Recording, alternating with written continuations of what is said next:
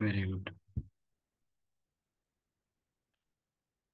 ಬ್ರಹ್ಮಶ್ರೀ ಪಿತಾಮಹ ಸುಭಾಷ್ ಪತ್ರಿಜಿಯವರಿಗೆ ವಂದಿಸುತ್ತ, ಸ್ವರ್ಣಮಾಲಾ ಪತ್ರಿಜಿ ಅಮ್ಮನವರಿಗೆ ವಂದಿಸುತ್ತ, ಸಮಸ್ತ PSSM ಮೂವ್ಮೆಂಟ್ನ ಎಲ್ಲ ಪಿರಮಿಡ್ ಮಾಸ್ಟರ್ಗಳಿಗೆ ವಂದಿಸುತ್ತ, ಸಮಸ್ತ ಬ್ರಹ್ಮಾದಿ ದೇವತೆಗಳ ಚೈತನ್ಯಕ್ಕೆ ವಂದಿಸುತ್ತ, ನಮ್ಮ ಈ ಧ್ಯಾನ ಯಜ್ಞದಲ್ಲಿ ಲೋಕ ಕಲ್ಯಾಣಾರ್ಥವಾಗಿ ತಂಡಿತರುವ ನಮ್ಮ ಧ್ಯಾನ ಯಜ್ಞದಲ್ಲಿ ಭಾಗವಹಿಸಿದಂತೆ ಎಲ್ಲ ಧ್ಯಾನ ಯೋಗಿ ಬಂಧುಗಳಿಗೆ ವಂದಿಸುತ್ತ, ನಮ್ಮ ಈ ಧ್ಯಾನ ಯಜ್ಞಕ್ಕೆ ಸಮಸ್ತ ಬ್ರಹ್ಮಾದಿ ದೇವತೆಗಳ ಚೈತನ್ಯವನ್ನು ಆವಾಹನೆಯನ್ನು ಮಾಡೋಣ. ಸಪ್ತರ್ಷಿ ಪತ್ನಿಯರನ್ನ, ತ್ರಿಮೂರ್ತಿಗಳನ್ನ, ತ್ರಿಶಕ್ತಿಯರನ್ನ, ಪ್ರಕೃತಿ ಮಾತೆ, ಸುಂದರ ಮಾತೆಯ ಚೈತನ್ಯವನ್ನು ಮನೆಯನ್ನು ಮಾಡೋಣ. ವಿಶ್ವರೂಪಿಯಾದ ಪರಬ್ರಹ್ಮ ಸ್ವರೂಪಿಯಾದ ಆಶ್ರಮದ ಚೈತನ್ಯ ಶಕ್ತಿಯೊಂದಿಗೆ ನಾವೆಲ್ಲರೂ ಒಂದಾಗಿ ಈ ಜ್ಞಾನ ಯಜ್ಞದಲ್ಲಿ ಮುಂದುವರಿಯೋಣ ಅಂತ ಹೇಳ್ತಾ, ಮಾಸ್ಟರ್ಸ್ ನಾವೀಗಾಗಲೇ ದತ್ತಾತ್ರೇಯರ ಆ ಉಪದೇಶಗಳು ಅಂತಂದ್ರೆ ಯದುರಾಜನಿಗೆ ದತ್ತಾತ್ರೇಯರು ತಿಳಿಸಿದಂತಹ, ಅಂದ್ರೆ ಈ ಪ್ರಕೃತಿ ಯಾರು ತಾನನ್ನ ತಾನು ಉದ್ಧಾರ ಮಾಡ್ಕೊಳ್ಬೇಕು ಅಂತ ಹೊರಡ್ತಾನೆ, ಅವನನ್ನ ಈ ಪ್ರಕೃತಿ ಹೇಗೆ ಒಂದು ಗುರುವಾಗಿ ಮಾರ್ಗದರ್ಶನವನ್ನು ಮಾಡ್ತದೆ ಅನ್ನುವುದನ್ನ ಆ ವಿಭಿನ್ನ ರೀತಿಯ ಆ ಉಪದೇಶಗಳಲ್ಲಿ ತಾನೇ ಹೇಳ್ತಾ ಬಂದ. ಹೀಗೆ ವೃಕ್ಷಗಳು ಕೊನೆಗೆ ಹೇಳ್ತಾ ಇದ್ದಾನೆ ದತ್ತಾತ್ರೇಯರು, ವೃಕ್ಷಗಳು, ಆ ವೃಕ್ಷಗಳಿಂದ ನಾನು ಕಲಿತೆ. ಏನನ್ನ ಕಲಿತೆ ಅಂತಂದ್ರೆ, ಯಾಕೆ ವೃಕ್ಷಗಳು ಒಂದು ಸಣ್ಣ ಗಿಡ ಇರುವುದರಿಂದ ಹಿಡಿದು ದೊಡ್ಡ ಗಿಡವರೆಗೂ ಕೂಡ ಸಂಪೂರ್ಣವಾಗಿ ಪರೋಪಕಾರಿಯಾಗಿ ಬದುಕ್ತದೆ ಅಲ್ವಾ. ಸಂಪೂರ್ಣ ಪರೋಪಕಾರಿಯಾಗಿ ಬದುಕ್ತಾ ಎಲ್ಲ ರೀತಿಯ ಆ ಅಂದ್ರೆ ಪಶು ಪಕ್ಷಿ ಪ್ರಾಣಿಗಳು ಅದರ ಕೆಳಗಿರುವಂತಹ ಆ ಆ, ಏನು ಅಂದ್ರೆ ನೆರಳಾಗಿ ಎಷ್ಟೋ ಪ್ರಾಣಿ ಪಕ್ಷಿಗಳು ಅದರ ಆಶ್ರಯವನ್ನು ಪಡಿತವೆ. ಆ ಮರದ ಮೇಲೆ ಎಷ್ಟೋ ಪಶು ಪಕ್ಷಿಗಳು ಏನು ಆಶ್ರಯವನ್ನು ಪಡಿತವೆ, ಗೂಡನ್ನು ಕಟ್ಟಿಕೊಳ್ತವೆ. ಜೊತೆಗೆ ಆ ಕೊನೆಗೆ ಈ ಮನುಷ್ಯನಿಗೆ ಆ ಗಾಳಿಯನ್ನ ಕೊಡುತ್ತದೆ. ಅಂದ್ರೆ ಕೇವಲ ಬದುಕಿರುವಾಗ ಮಾತ್ರ ಅಲ್ಲ, ತಾನು ಸತ್ತ ಮೇಲೂ ಕೂಡ ಆ ಎಷ್ಟೋ ಜೀವರಾಶಿಗಳಿಗೆ ಅದು ಆಶ್ರಯವಾಗ್ತದೆ. ಕೊನೆಗೆ ಮನುಷ್ಯನಿಗೂ ಕೂಡ ಒಲೆಯಾಗಿ ಉರುವಲಾಗಿ ತಾನು ಆ ತನ್ನನ್ನು ತಾನು ಸಮರ್ಪಣೆ ಮಾಡಿಕೊಳ್ತದೆ. ಅಂದ್ರೆ ಅವಾಗ ಆ ವೃಕ್ಷಗಳನ್ನು ನೋಡಿ ನಾನು ಕಲಿತೆ ಏನು ಅಂತಂದ್ರೆ, ಇಡೀ ಜೀವನ ಪರ್ಯಂತ ಬದುಕ್ತವೆ. ಕೊನೆಗೆ ಸತ್ತ ಮೇಲೂ ಕೂಡ ಅವು ಮಾಡುವುದೇನು ಅಂತಂದ್ರೆ ಪರೋಪಕಾರ. ಆ ಪರೋಪಕಾರಂ ಇದಂ ಶರೀರಂ, ಈ ದೇಹ ಬಂದಿರುವುದೇ ಪರೋಪಕಾರಕ್ಕಾಗಿ ಅನ್ನುವುದನ್ನ ಆ ವೃಕ್ಷಗಳಿಂದ ನಾನು ಕಲಿತೆ. ಏಕೆಂದ್ರೆ ಆ ಎಲ್ಲ ವೃಕ್ಷಗಳು ಎಷ್ಟೇ ದೊಡ್ಡ ಎಷ್ಟೇ ವರ್ಷ ಬಾಳಿ ಬದುಕಿದ್ರು ತಮಗಾಗಿ ಅಂತ ಬದುಕ್ತಾ ಇಲ್ಲ, ಎಲ್ಲ ಬೇರೆಯವರಿಗಾಗಿ, ಜಗತ್ತಿಗಾಗಿ, ಸಮಸ್ತ ಜೀವರಾಶಿಗಳ ಒಳಿತಿಗಾಗಿ ಅಂತ ಹೇಳಿ ಬದುಕ್ತಾ ಇದ್ದಾವೆ.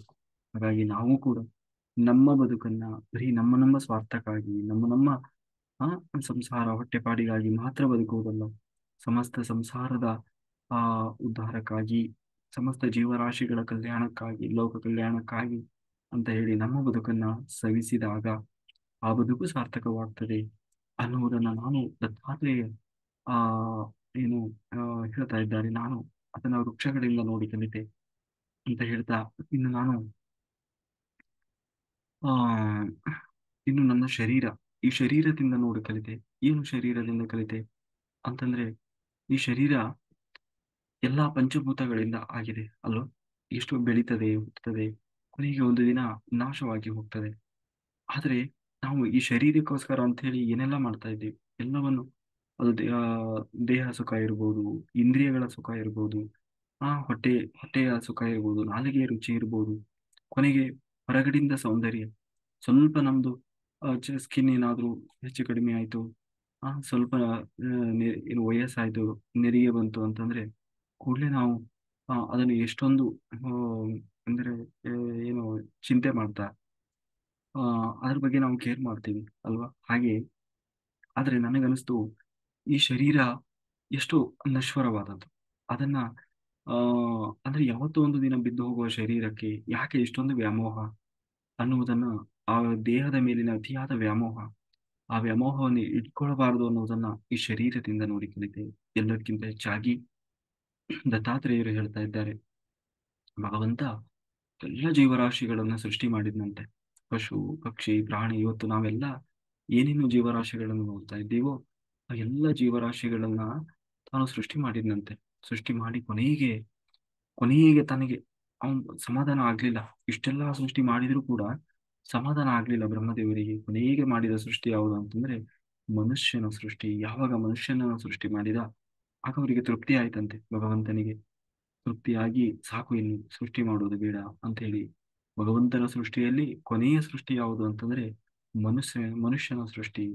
ಆದ್ರೆ ಭಗವಂತನಿಗೆ ಬಹಳ ತೃಪ್ತಿಕರವಾದದ್ದು ಮತ್ತೆ ಇಷ್ಟವಾದ ಸೃಷ್ಟಿ ಯಾವುದು ಅಂದ್ರೆ ಅದು ಮನುಷ್ಯನ ಸೃಷ್ಟಿ. ಯಾಕೆ? ಅದಕ್ಕೆ ದತ್ತಾತ್ರೇಯರು ಹೇಳ್ತಾ ಇದ್ದಾರೆ, ಯಾಕೆ ಭಗವಂತನಿಗೆ ಅಷ್ಟು ಇಷ್ಟವಾದ ಸೃಷ್ಟಿ ಆಯ್ತು ಅಂತಂದ್ರೆ, ಯಾವ ಜೀವರಾಶಿಗಳಿಗೂ ಕೂಡ ಸಾಧ್ಯ ಇಲ್ಲದೆ ಇರುವುದನ್ನ ಮನುಷ್ಯ ಜೀವ ಸಾಧ್ಯ ಮಾಡಬಹುದು. ಯಾವುದು ಅಂತಂದ್ರೆ ಅರಿವು, ಭಗವಂತನ ಅರಿವು. ಯಾವ ಪಶು ಪಕ್ಷಿ ಪ್ರಾಣಿಗಳಿಗೂ ಭಗವಂತನ ಅರಿವು ಅನ್ನುವುದು ಇರುವುದಿಲ್ಲ. ಎಲ್ಲೋ ಕೆಲವೊಂದು ಘಟನೆಯಲ್ಲಿ, ಕಥೆಗಳಲ್ಲಿ ಬರಬಹುದೇ ವಿನಃ, ಆದರೆ ಸಂಪೂರ್ಣವಾಗಿ ಎಲ್ಲಾ ಜೀವರಾಶಿಗಳಿಗೂ ಭಗವಂತನ ಕಲ್ಪನೆ ಎನ್ನುವುದು ಇರುವುದಿಲ್ಲ. ಅವು ಅಜ್ಞಾನದಲ್ಲಿರ್ತವೆ. ಅಂದ್ರೆ ಕೇವಲ ತಾವು ಆಹಾರಕ್ಕಾಗಿ ಎಷ್ಟು ಬುದ್ಧಿಜ್ಞಾನ ಬೇಕೋ ಅಷ್ಟು ಮಾತ್ರ, ಮತ್ತೆ ತಮ್ಮ ವಂಶವನ್ನ ಬೆಳೆಸಲಿಕ್ಕೆ, ಅಂದ್ರೆ ಆ ವಂಶ ಪಾರಂಪರ್ಯಕ್ಕೆ, ಲೈಂಗಿಕತೆಗೆ ಎಷ್ಟು ಅವಕ್ಕೆ ಬುದ್ಧಿವಂತಿಕೆ ಬೇಕು, ಅಂದ್ರೆ ಮಗುವನ್ನ ಪಡಿಲಿಕ್ಕೆ, ಅವುಗಳನ್ನು ಲಾಲನೆ ಪಾಲನೆ ಪೋಷಣೆ ಮಾಡಲಿಕ್ಕೆ ಎಷ್ಟು ಜ್ಞಾನ ಬೇಕೋ ಅಷ್ಟು ಜ್ಞಾನ ಮಾತ್ರ ಇರ್ತದೆ. ಆದರೆ ಆಧ್ಯಾತ್ಮಿಕ ಸಾಧನೆ, ಚಿಂತನೆ, ಭಗವಂತನ ಪರಿಕಲ್ಪನೆ ಅನ್ನುವುದು ಯಾವ ಜೀವರಾಶಿಗಳಿಗೂ ಇರುವುದಿಲ್ಲ. ಆದರೆ ಆ ಅದು ಇರುವುದು ಒಂದೇ ಒಂದು ಜೀವಕ್ಕೆ. ಯಾವುದು ಅಂತಂದ್ರೆ ಅದು ಮನುಷ್ಯ ಜೀವಕ್ಕೆ. ಹಾಗಾಗಿ ಎಲ್ಲ ಸಮಸ್ತ ಜೀವರಾಶಿಗಳಲ್ಲಿ ಅತ್ಯಂತ ಶ್ರೇಷ್ಠವಾದ ಜೀವ ಯಾವುದು, ದೇಹ ಯಾವುದು ಅಂತಂದ್ರೆ ಅದು ಶರೀರ. ಹಾಗಾಗಿ ಇಂತಹ ಮನುಷ್ಯ ಶರೀರ ಬಂದಾಗ್ಲೂ ಕೂಡ ನಾವು ಆ ಜನ್ಮವನ್ನ ಸಾರ್ಥಕ ಮಾಡಿಕೊಳ್ಳಿಲ್ಲ ಅಂತ ಆದ್ರೆ, ಅಂದ್ರೆ ಯಾವುದೋ ಹಾಡು, ಅನಾವಶ್ಯಕವಾದ ಲೌಕಿಕ ಚಿಂತನೆಗಳಲ್ಲಿ ನಮ್ಮ ಜನ್ಮವನ್ನ ನಾವು ಕಳೆದಿವಿ ಅಂತ ಆದ್ರೆ, ವ್ಯರ್ಥವಾಗಿ ಕಳೆದ್ರೆ ಏನಾಗ್ತದೆ? ನಿಜವಾಗಲೂ ಈ ಮನುಷ್ಯ ಜನ್ಮ ಬಂದದ್ದು ಏನಕ್ಕಾಗಿ ಅಂತಂದ್ರೆ, ಆ ಯಾವ ಪಶು ಪಕ್ಷಿ ಪ್ರಾಣಿಗಳು ಕೂಡ ಸಾಧಿಸಲಾಗದ್ದನ್ನ ಈ ಮನುಷ್ಯನಾಗಿ ಬಂದು ಸಾಧಿಸ್ಲಿಕ್ಕಾಗಿ. ಯಾವುದು? ಅದೇ ಭಗವಂತನ ಅರಿವು, ಮೋಕ್ಷ ಸಾಧನೆ. ಅದನ್ನ ಬಿಟ್ಟು ನಾವೆಲ್ಲವನ್ನೂ ಮಾಡ್ತೇವೆ. ಆದ್ರೆ ಅದನ್ನ ಪ್ರಾಣಿ ಪಕ್ಷಿಗಳು ಕೂಡ ಮಾಡ್ತಾ ಇದ್ದಾವೆ ಅಲ್ವಾ? ಅವು ಕೂಡ ಹೊಟ್ಟೆಗಾಗಿ ಅಂತ ಬದುಕ್ತಾ ಇದ್ದಾವೆ. ಅವು ಕೂಡ ಸಂಸಾರ, ಅಂದ್ರೆ ಅವು ವಂಶ ಪಾರಂಪರ್ಯಕ್ಕಾಗಿ, ವಂಶಗಳಿಗಾಗಿ, ತನ್ನ ಮರಿ ಮಕ್ಕಳಿಗೋಸ್ಕರ ಅಂತ ಹೇಳಿ ಅವು ಕೂಡ ಅಟ್ಯಾಚ್ಮೆಂಟ್ ಅನ್ನು ಇಟ್ಕೊಂಡು ಬದುಕ್ತಾ ಇದ್ದಾವೆ. ಮನುಷ್ಯನೂ ಕೂಡ ಅಷ್ಟೇ ಜೀವನ ಅಂತ ಬದುಕಿದರೆ ಆ ಅವನು ನಿಜವಾಗಲೂ ಮನುಷ್ಯನಾಗಿ ಪಡೆದ ಜನ್ಮವನ್ನು ಪಡೆದದು ಸಾರ್ಥಕವಾಗುವುದಿಲ್ಲ, ವ್ಯರ್ಥವಾಗಿ ಹೋಗ್ತದೆ. ಹಾಗಾಗಿ ಆ ನಿಜವಾಗಲೂ ಮನುಷ್ಯನಾಗಿ ಹುಟ್ಟಿ ಬಂದವನು ಪ್ರತಿಯೊಬ್ಬರೂ ಕೂಡ ಮಾಡಬೇಕಾದದ್ದು ಯಾವುದು ಏನು ಅಂತಂದ್ರೆ, ಭಗವಂತನನ್ನು ಹೊಂದುವುದು, ಅಂದ್ರೆ ಮೋಕ್ಷ ಸಾಧನೆಯ ಕಡೆಗೆ ಮುಖ ಮಾಡಬೇಕು. ಹಾಗಂತ ಯಾವುದು ಬೇಡವಾ? ಯಾವುದು ಬೇಡ ಅಂತ ಹೇಳಿಲ್ಲ. ಯಾವುದನ್ನು ಬಿಟ್ಟು ಹೋಗುವಂತ ಯಾರು ಹೇಳಿಲ್ಲ. ಆದ್ರೆ ಎಲ್ಲದರ ಇತಿಮಿತಿ ಇರಲಿ, ಮಾಯೆಯಲ್ಲಿ ಮುಳುಗಬೇಡ, ಅಜ್ಞಾನದಲ್ಲಿ ಮುಳುಗಬೇಡ, ಇದೇ ಸರ್ವಸ್ವ ಅಂತ ಹೇಳಿ ಅದರಲ್ಲೇ ನಿನ್ನ ಜೀವನವನ್ನ ಕಳಿಬೇಡ. ನೀನು ಕೊನೆಗೆ ಎಲ್ಲ ಮುಗೀತು, 60 65 ವರ್ಷ ನಾವು ರಿಟೈರ್ಡ್ ಆಗಿದೆ, ಆವಾಗ ನಿಧಾನ ಶುರು ಮಾಡೋದು, ಭಜನೆ ಮಾಡೋದು, ಶ್ಲೋಕ ಹೇಳೋದು, ಸ್ತೋತ್ರ ಹೇಳೋದು, ಕೊನೆಗೆ ಧ್ಯಾನ ಮಾಡುವುದು.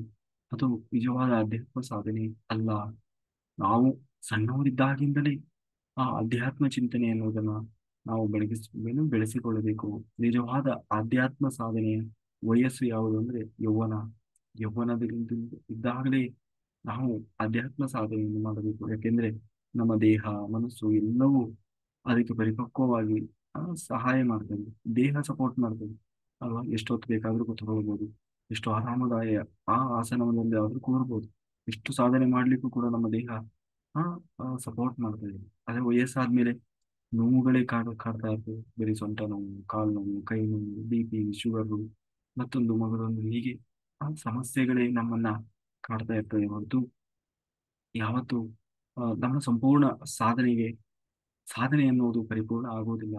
ಹಾಗಾಗಿ ಆಧ್ಯಾತ್ಮ ಸಾಧನೆ ಎನ್ನುವುದು ಕೊನೆಗಾಲದಲ್ಲಿ ಮಾಡುವಂಥದ್ದಲ್ಲ. ಆಧ್ಯಾತ್ಮ ಸಾಧನೆ ಎನ್ನುವುದು ಎಲ್ಲ ಕೆಲಸ ಇಲ್ಲದವರು ಮಾಡುವ ಸಾಧನೆ ಇಲ್ಲ. ಅಥವಾ ನಮ್ಮ ಲೌಕಿಕ ಬದುಕಿನ ಕೆಲಸಗಳೆಲ್ಲ ಮುಗಿದ ಮೇಲೆ ಲಾಸ್ಟಿಗೆ ರಿಟೈರ್ಡ್ ಆದ್ಮೇಲೆ ಮನೆಗೆ ಮಾಡ್ಲಿಕ್ಕೆ ಕೆಲಸ ಇಲ್ಲದೆ ಕುತ್ಕೊಂಡಿರ್ತಾರಲ್ವ, ಅವರು ಮಾಡುವ ಸಾಧನೆಯಲ್ಲ ಆಧ್ಯಾತ್ಮ ಸಾಧನೆ ಎನ್ನುವುದು.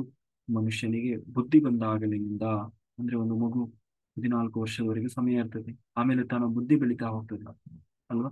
ಅದನ್ನು ನನಗೆ 18 ವರ್ಷ ಅನ್ಬೋದು ಅಲ್ವಾ, ಮೈನರ್ ಅಂತ. ಆದ್ರೆ ಬುದ್ಧಿ ಬೆಳವಣಿಗೆ ಆಗ್ತದಲ್ವಾ, ಆಗಿನಿಂದಲೇ ಆಧ್ಯಾತ್ಮ ಚಿಂತನೆಯನ್ನ, ಆಧ್ಯಾತ್ಮಿಕ ಸಾಧನೆಯನ್ನ ಮುಂದುವರಿಸ್ತಾ ಹೋಗ್ಬೇಕು. ಆಗೇನಾಗ್ತದೆ, ಆ ದೇಹ ಅನ್ನುವುದು ಸಂಪೂರ್ಣವಾಗಿ ಅದಕ್ಕೆ ಸಹಕಾರ ನೀಡುತ್ತದೆ. ಅಷ್ಟೇ ಅಲ್ಲ, ಮುಂದೆ ಬರಬಹುದಾದಂತಹ ಆದಿ ವ್ಯಾಧಿಗಳು ಬರದ ಹಾಗೆ ಆ ದೇಹವನ್ನ ಅತ್ಯಂತ ಸದೃಢವಾಗಿ ಪೋಷಣೆಯನ್ನು ಮಾಡುವುದರ ಜೊತೆಗೆ ನಿರಂತರವಾಗಿ ಸಾಧನೆಗೆ ಸಹಕಾರ ನೀಡುತ್ತಾ ಇರ್ತದೆ. ಅದು ಬಿಟ್ಟು ನಾವು ಜೀವನ ಪರ್ಯಂತ ಏನೇನೋ ಮಾಡಿ ಹಾಳು ಮೂಳು ಮಾಡಿ ದೇಹವನ್ನೆಲ್ಲ ಹಾಳು ಮಾಡಿಕೊಂಡು ಕೊನೆಗೆ ಹೋಗಿ ನಾನು ಸಾಧನೆ ಮಾಡ್ತೀನಿ ಅಂತ ಕೂತಾಗ ಆ ದೇಹವು ಕೂಡ ಸಾಧನೆ ಮಾಡಲಿಕ್ಕೆ ಸಹಕರಿಸುವುದಿಲ್ಲ. ಈ ಕಡೆ ಸಾಧನೆಯೂ ಆಗೋಲ್ಲ, ಈ ಕಡೆ ಆತ್ಮತೃಪ್ತಿಯೂ ಸಿಗೋಲ್ಲ, ಈ ಕಡೆ ಲೌಕಿಕ ಬದುಕಿನಲ್ಲೂ ಗೆಲ್ಲಿಲ್ಲ, ಆಧ್ಯಾತ್ಮಿಕವಾಗಿ ಗೆಲ್ಲಿಲ್ಲ, ವ್ಯರ್ಥವಾಗಿ ಜೀವನ ಕಳೆದು ಕೊನೆಗೆ ಒಂದು ದಿನ ಕೊನೆಗೆ ಏನೂ ಸಾಧಿಸದೆ ಅರ್ಧಮುರ್ಧ ಆಗಿ ಪುನಃ ಮತ್ತೆ ಜನ್ಮ ತಗೊಂಡು ಬಂದು ಮತ್ತು ಅದೇ ಸಂಸಾರದಲ್ಲಿ ಬಿದ್ದು ಒದ್ದಾಡ್ತಾ ಮತ್ತು ಕೊನೆಗೆ ಸಾಧನೆ ಮಾಡದೆ ಹೀಗೆ ನಿರಂತರವಾಗಿ ಈ ಆ ಜನನ ಮರಣ ಚಕ್ರದಲ್ಲಿ ಸಿಕ್ಕಿ ಹಾಕಿಕೊಂಡು ಒದ್ದಾಡ್ತಾ ಇರ್ತಾನೆ. ಹಾಗಾಗಿ ಮನುಷ್ಯ ಈ ಮನುಷ್ಯ ಶರೀರದ ಮಹತ್ವವನ್ನ ತಿಳಿದುಕೊಳ್ಳಬೇಕು. ನಾನು ಆ ಮಹತ್ವವನ್ನ ಈ ಶರೀರದಿಂದ ತಿಳಿದುಕೊಂಡೆ. ಶರೀರ ಅಂದ್ರೆ ಎಲ್ಲ ಜೀವಗಳ ಶರೀರವನ್ನು ಗಮನಿಸಿದೆ, ಈ ಮನುಷ್ಯ ಶರೀರವನ್ನು ಕೂಡ ಗಮನಿಸಿದೆ. ಗಮನಿಸಿ ನಾನು ಅವತ್ತಿನಿಂದ ನಾನು ತಿಳ್ಕೊಂಡೆ, ಇಡೀ ಬದುಕನ್ನು ನಾನು ನನ್ನ ಆಧ್ಯಾತ್ಮ ಚಿಂತನೆಗಾಗಿ ಮೀಸಲಿಡಬೇಕು ಅಂತ ಹೇಳಿ ನಾನು ಸಂಪೂರ್ಣವಾಗಿ ನನ್ನ ಸಾಧನೆಯನ್ನು ಆಧ್ಯಾತ್ಮಕ್ಕಾಗಿ ಮೀಸಲಿಟ್ಟಿದ್ದೇನೆ. ಹಾಗಾಗಿ ನಾನು ಈ ಶರೀರವನ್ನು ಸಾರ್ಥಕ ಮಾಡಿಕೊಂಡಿದ್ದೇನೆ. ಅದಕ್ಕೆ ದಾಸ ಸಾಹಿತ್ಯದಲ್ಲಿ ಹೇಳ್ತಾರೆ, ದಾಸ ಸಾಹಿತ್ಯದಲ್ಲಿ ಏನ್ ಹೇಳ್ತಾರೆ ಅಂದ್ರೆ, ಆ ಮನುಷ್ಯ ಜನ್ಮ ದುರ್ಲಭವಾದದ್ದು, ಹಾಳು ಮಾಡಿಕೊಳ್ಳದಿರೋ ಚಪ್ಪಗಳಿರೋ ಅಂತ ಹೇಳಿ. ಹಾಗಾಗಿ ಅನಾವಶ್ಯಕವಾಗಿ ಬೇಡದ ಕೆಲಸಗಳಲ್ಲಿ ಆ ಆ, ಅನಾವಶ್ಯಕ ಇಲ್ಲದ ಅವಕಾಶ ಇಲ್ಲ, ಸಂಬಂಧ ಇಲ್ಲದ ಕೆಲಸಗಳಲ್ಲಿ ನಮ್ಮನ್ನು ನಾವು ತೊಡಗಿಸಿಕೊಂಡು, ಯಾಕೆಂದ್ರೆ ಇವತ್ತು ಬಿಟ್ಟಿ ಉಪದೇಶ ಕೊಡುವವರು ಬಹಳ ಜನ ಇದ್ದಾರೆ.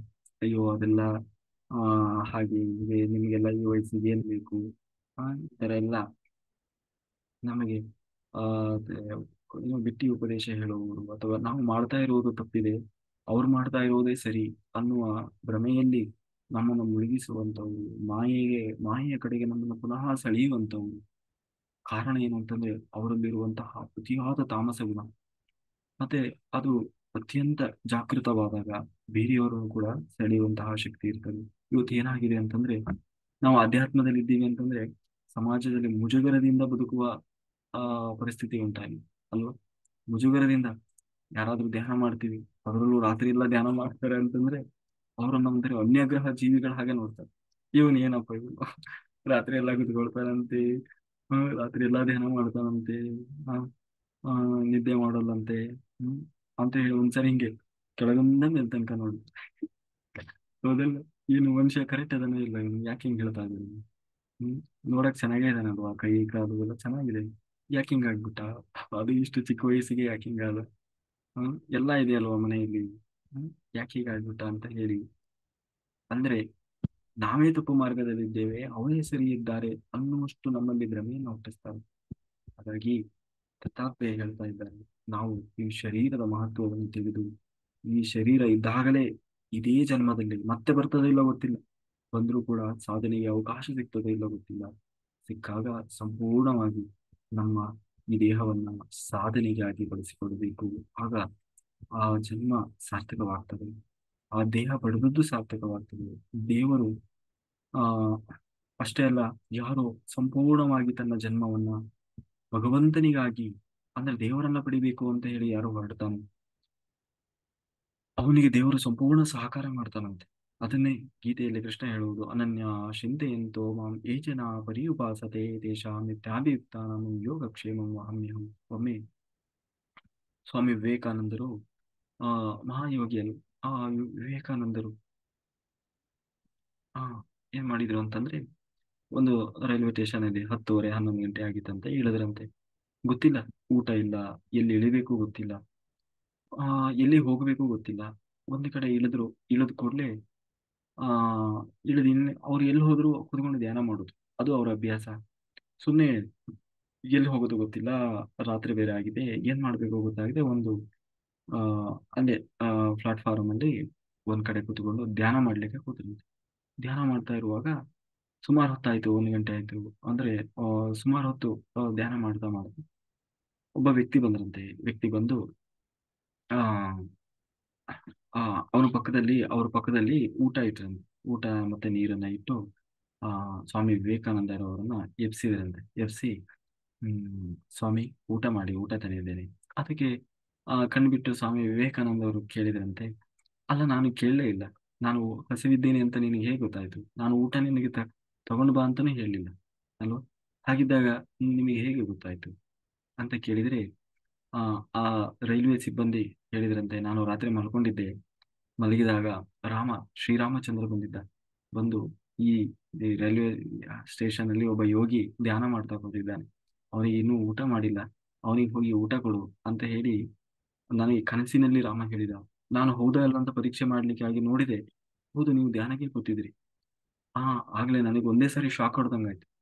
ಕೂಡ್ಲೆ ಹೋಗಿ ಆ ಇದನ್ನ ತಗೊಂಡು ಬಂದೆ, ಏನೋ ಊಟ ತಗೊಂಡು ಬಂದಿದ್ದೇನೆ, ನೀವು ನಿಜವಾಗ್ಲೂ ಮಹಾತ್ಮರು ಅಂತ ಹೇಳಿ ಆ ಸ್ವಾಮಿ ವಿವೇಕಾನಂದರಿಗೆ ಅವನು ಊಟ ಕೊಟ್ಟು ಅಂದ್ರೆ ನಾವು ಯೂನಿವರ್ಸಿಗಾಗಿ ಅಂತ ನಿಂತಾಗ, ಆ ವಿಶ್ವಕ್ಕಾಗಿ ನಿಂತಾಗ ಆ ವಿಶ್ವೇಶ್ವರ ನಮಗಾಗಿ ಅಂತ ನಿಂತಾನೆ.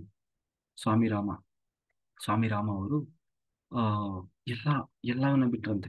ಅಂದ್ರೆ ಆ ಅವರಿಗೆ ಸುಮಾರು ಒಂದು 40 ವರ್ಷ ವಯಸ್ಸಿರುವಾಗ ಅವರಿಗೆ ಸಾಕು, ಸಂಸಾರಿಕವಾಗಿ ಪಡೆದದ್ದು, ಜೊತೆಗೆ ಎಲ್ಲ ಹೆಂಡತಿ ಮಕ್ಕಳ ಒಂದು ಪರ್ಮಿಷನ್ ಅನ್ನು ಪಡ್ಕೊಂಡು ಈಗ ಆಗ್ಲೇ ಅವರ ಪ್ರೊಫೆಸರ್ ಆಗಿ ವಿದೇಶಗಳಲ್ಲೆಲ್ಲ ಕೆಲಸ ಮಾಡಿದ್ರು.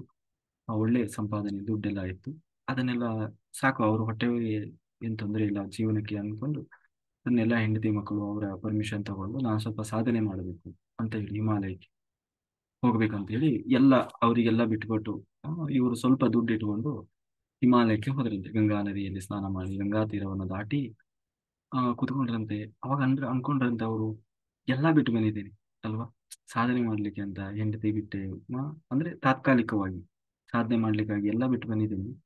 ಲಾಸ್ಟಿಗೆ ಈ ಗಂಟೆ ಯಾಕೆ ನನಗೆ ಅಲ್ವಾ, ಇದೊಂದು ಈ ಗಂಟಿನ ಮೋಹ ಯಾಕೆ ಅಂತ ಹೇಳಿ ಅದನ್ನ ಗಂಗೆಯಲ್ಲಿ ಬಿಸಾಕ್ಬಿಟ್ರಂತೆ.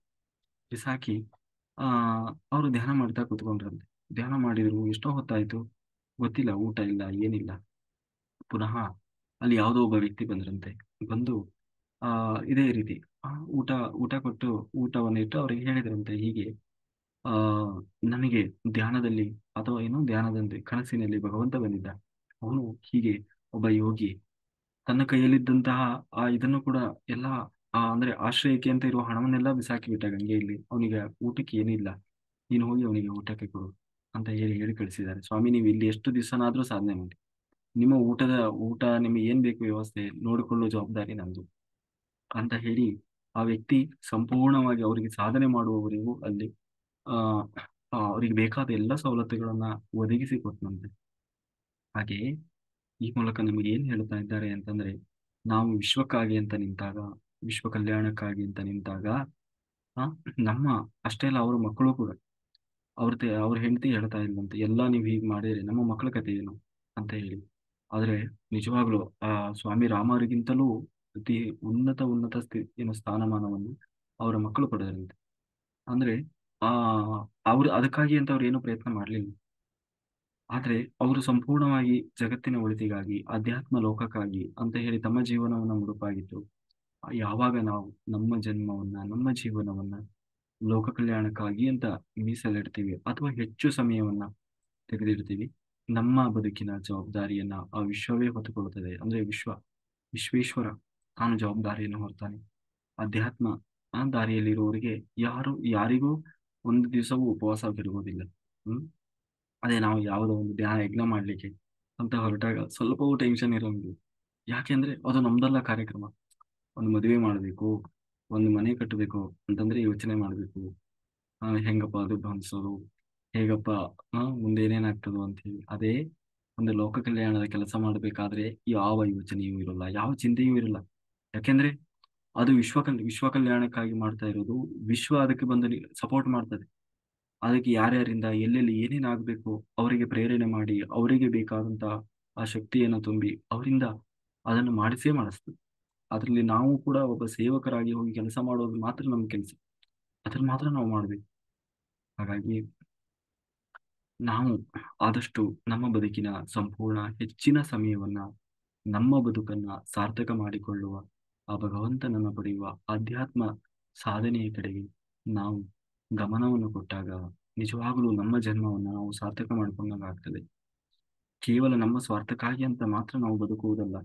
ಆ ಹೆಚ್ಚು ಹೆಚ್ಚು ಸಮಯವನ್ನ ಅಧ್ಯಾತ್ಮ ಲೋಕಕ್ಕಾಗಿ, ಜಗತ್ತಿಗಾಗಿ ಅಂತ ನಾವು ಮೀಸಲಿಟ್ಟಾಗ, ನಮ್ಮ ಆತ್ಮ ಈ ಲೌಕಿಕವಾಗಿ ನಾವು ಗಮನ ಕೊಡದೇ ಇದ್ರೂ ಕೂಡ ಆ ವಿಶ್ವ ನಮಗೆ ಸಪೋರ್ಟ್ ಮಾಡ್ತದೆ. ಯೂನಿವರ್ಸ್ ನಮಗೆ ಸಪೋರ್ಟ್ ಮಾಡಿ ನಮ್ಮನ್ನು ಪುನಃ ಅತ್ಯುನ್ನತ ಸ್ಥಿತಿಗೆ, ಸ್ಥಾನಕ್ಕೆ ತೆಗೆದುಕೊಂಡು ಹೋಗ್ತದೆ ಅನ್ನೋದರಲ್ಲಿ ಇನ್ನೂ ಬಹಳಷ್ಟು ಉದಾಹರಣೆಗಳಿದ್ದಾವೆ. ಆ ಹಾಗೆ ನಾವು ಮನಸ್ಸಿನಲ್ಲಿ ಡೌಟ್ ಅಲ್ಲಿದ್ರೆ ಅದು ಅಷ್ಟಕ್ಕಷ್ಟೇ. ದೇವರು ಬರ್ತಾನೋ ಇಲ್ಲೋ, ಇವತ್ತು ಊಟ ಸಿಗ್ತದೋ ಇಲ್ಲೋ ಅಂತ ಹೇಳಿ ನಾವು ಧ್ಯಾನ ಕುತ್ಕೊಂಡು ಹಿಂಗೆ ಬಿಡೋದು, ಯಾರಾದ್ರೂ ತಂದಿಟ್ಟಿದಾರ ಪಕ್ಕದಲ್ಲಿ ಅಂತ ನೋಡ್ತಾ ಕುಂತ್ರೆ ಅದು ಆಗಂಗಿಲ್ಲ. ಅವಾಗ ಹಾಗೆಲ್ಲ ಬರಲ್ಲ ದೇವಿ. ಸಂಪೂರ್ಣ ಅಷ್ಟು ನಮ್ಮಲ್ಲಿ ಸ್ಥಿರತೆ ಇರಬೇಕು, ನಂಬಿಕೆ ಇರಬೇಕು. ಬಂದೇ ಬರ್ತಾನೆ. ಎಷ್ಟು ಅಂತಂದ್ರೆ ನಾವು ರಸ್ತೆಯಲ್ಲಿ ಡ್ರೈವಿಂಗ್ ಮಾಡ್ಕೊಂಡು ಹೋಗುವಾಗ, ನಾವು ಸ್ಪೀಡ್ ಆದ್ರೂ ಹೋಗ್ಲಿ, ಸ್ಲೋ ಆದ್ರೂ ಹೋಗ್ಲಿ, ನಮ್ಮ ಒಳಗೆ ಅಚಲವಾದ ನಂಬಿಕೆ ಇರಬೇಕು. ನಾನು ಹೆಂಗೆ ಹೋದ್ರೂ ನನಗೇನೂ ಆಗಲ್ಲ ಅನ್ನುವ ನಂಬಿಕೆ ಇರಬೇಕು. ಅದು ಬಿಟ್ಟು ಆ ಅಯ್ಯೋ ಜೋರ್ ಹೋದ್ರೆ, ಸ್ಪೀಡ್ ಹೋದ್ರೆ ಆಕ್ಸಿಡೆಂಟ್ ಆಗ್ಬಿಡ್ತದೆ, ಆ ಕಡೆಯಿಂದ ಏನಾದ್ರು ಅಡ್ಡು ಬಂದ್ಬಿಟ್ರೆ, ಹೀಗೆಲ್ಲ ನಾವು ನೆಗೆಟಿವ್ ಆಗಿ ಯಾವಾಗ ಯೋಚನೆ ಮಾಡ್ತಾ ಹೋಗ್ತೀವಿ, ಚಿಂತನೆ ಮಾಡ್ತೀವಿ, ಅದರ ಅರ್ಥ ನಾವು ಅದನ್ನ ಅಟ್ರಾಕ್ಟ್ ಮಾಡ್ತಾ ಇದ್ದೀವಿ ಅಂತ, ಅದನ್ನ ನಾವು ಬಯಸ್ತಾ ಇದ್ದೀವಿ ಅಂತ. ಯದ್ಭಾವಂ ತದ್ಭವತಿ, ಯದ್ಭಾವಂ ತದ್ಭವತಿ ಅಂದ್ರೆ ನಾವು ಏನ್ ಬಯಸ್ತೀವೋ ಅದೇ ಆಗ್ತೀವಿ ಅಂತ.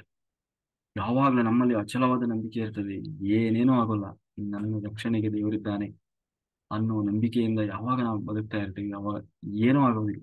ಏನಾದ್ರೂ ಆಗೋದಿದ್ರು ಕೂಡ ಅದು ಅಲ್ಲಿಗೇನೆ ಸ್ಟಾಪ್ ಆಗಿರ್ತದೆ. ಹಾಗಾಗಿ ಎಲ್ಲವೂ ನಮ್ಮ ಕೈಯಲ್ಲಿದೆ. ಹಾಗಾಗಿ ಆದಷ್ಟು ನಾವು ಪಾಸಿಟಿವ್ ಆಗಿ ಯೋಚನೆ ಮಾಡಬೇಕು, ಪಾಸಿಟಿವ್ ಆಗಿ ಥಿಂಕ್ ಮಾಡಬೇಕು. ಎಲ್ಲ ಕಡೆ ಆ ಆಮೇಲೆ ಭ್ರಮೆಯಲ್ಲಿ ಬದುಕಬಾರ್ದು, ಗುಂಗಿನಲ್ಲಿ ಬದುಕಬಾರ್ದು.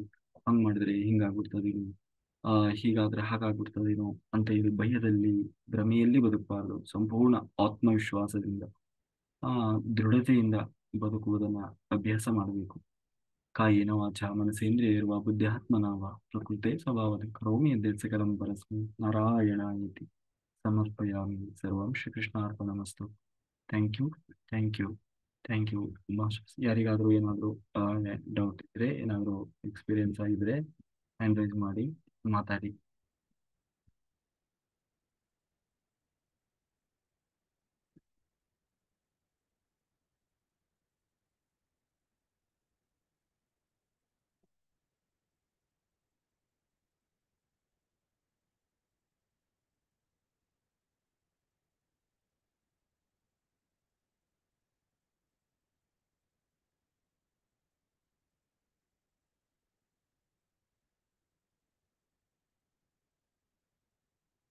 ಹೇಗಿತ್ತು ಇವತ್ತಿನ ಧ್ಯಾನ? ಯಾರಿಗಾದ್ರೂ ಏನಾದರೂ ಎಕ್ಸ್ಪೀರಿಯನ್ಸ್ ಆದ್ರೆ ಹೇಳಿ.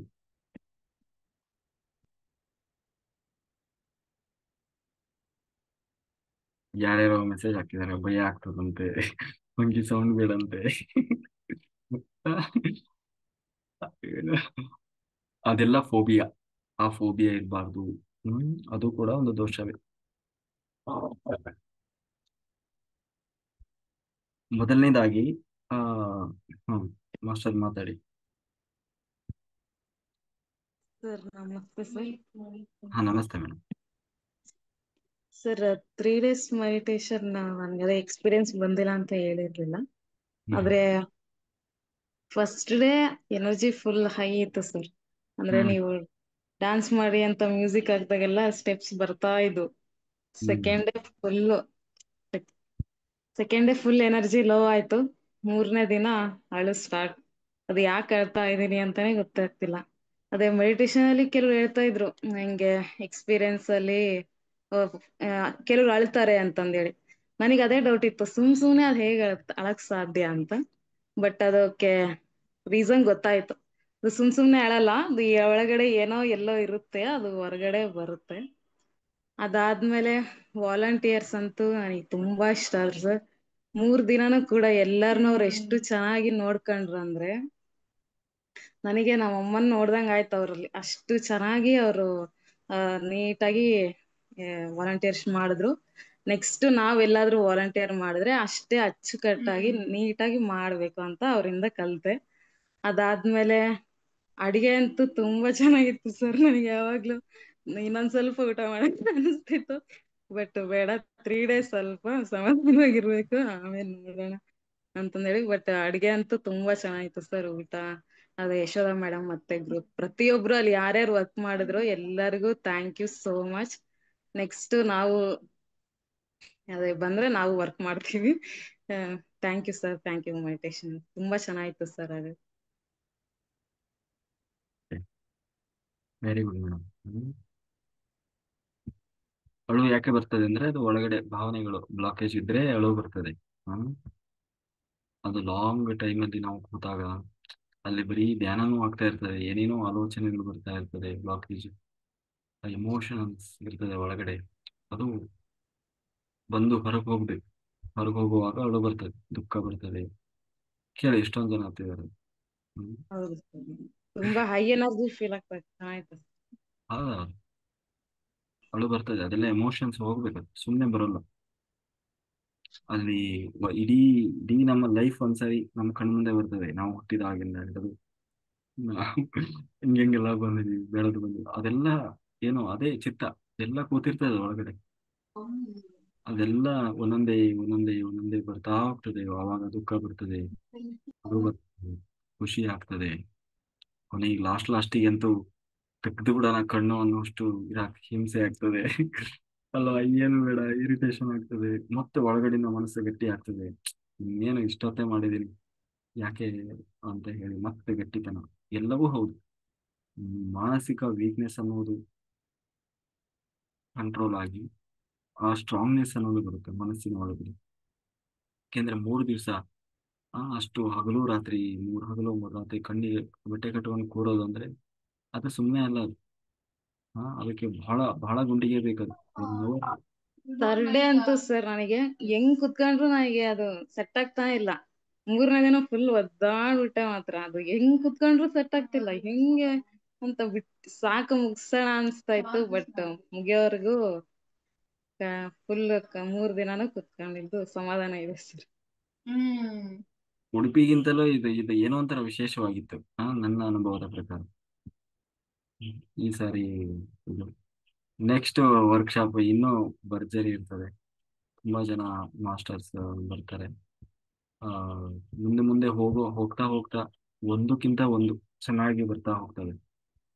ಬದಲಾವಣೆಗಳು ತುಂಬಾ ಆ ಇದು ಬದಲಾವಣೆ ಇರ್ತದೆ, ಚೆನ್ನಾಗಿರ್ತವೆ. ಎಲ್ಲರೂ ಅಟೆಂಡ್ ಮಾಡಿ ನೆಕ್ಸ್ಟ್ ಮುಂದೆ ಮುಂದೆ. ಆ, ನಾವು ಬರೀ ಆ ನೋಡಿ ತುಂಬಾ ಜನ ಮಾಸ್ಟರ್ಸ್ ತುಂಬಾ ಇನ್ವಾಲ್ವ್ ಆಗಿ, ಯಾಕೆಂದ್ರೆ ಯಾರದ ಒಂದು ಕಾರ್ಯಕ್ರಮ ಅಲ್ಲ, ಇದೊಂದು ಲೋಕ ಕಲ್ಯಾಣದ ಕಾರ್ಯಕ್ರಮ. ನಮಗೆ ಅವಕಾಶ ಸಿಕ್ಕಾಗ ಹೋಗಿ ನಾವು ಮಾಡಬೇಕು. ಸೇವೆ ಆದ್ರೆ ಸೇವೆ, ಧ್ಯಾನ ಆದ್ರೆ ಧ್ಯಾನ. ಒಳ್ಳೇದಾಗ್ಲಿ.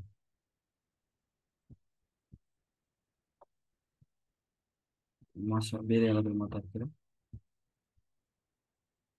ಕಿರಣ್ ಸರ್ ಮಾತಾಡ್ತೀರಾ?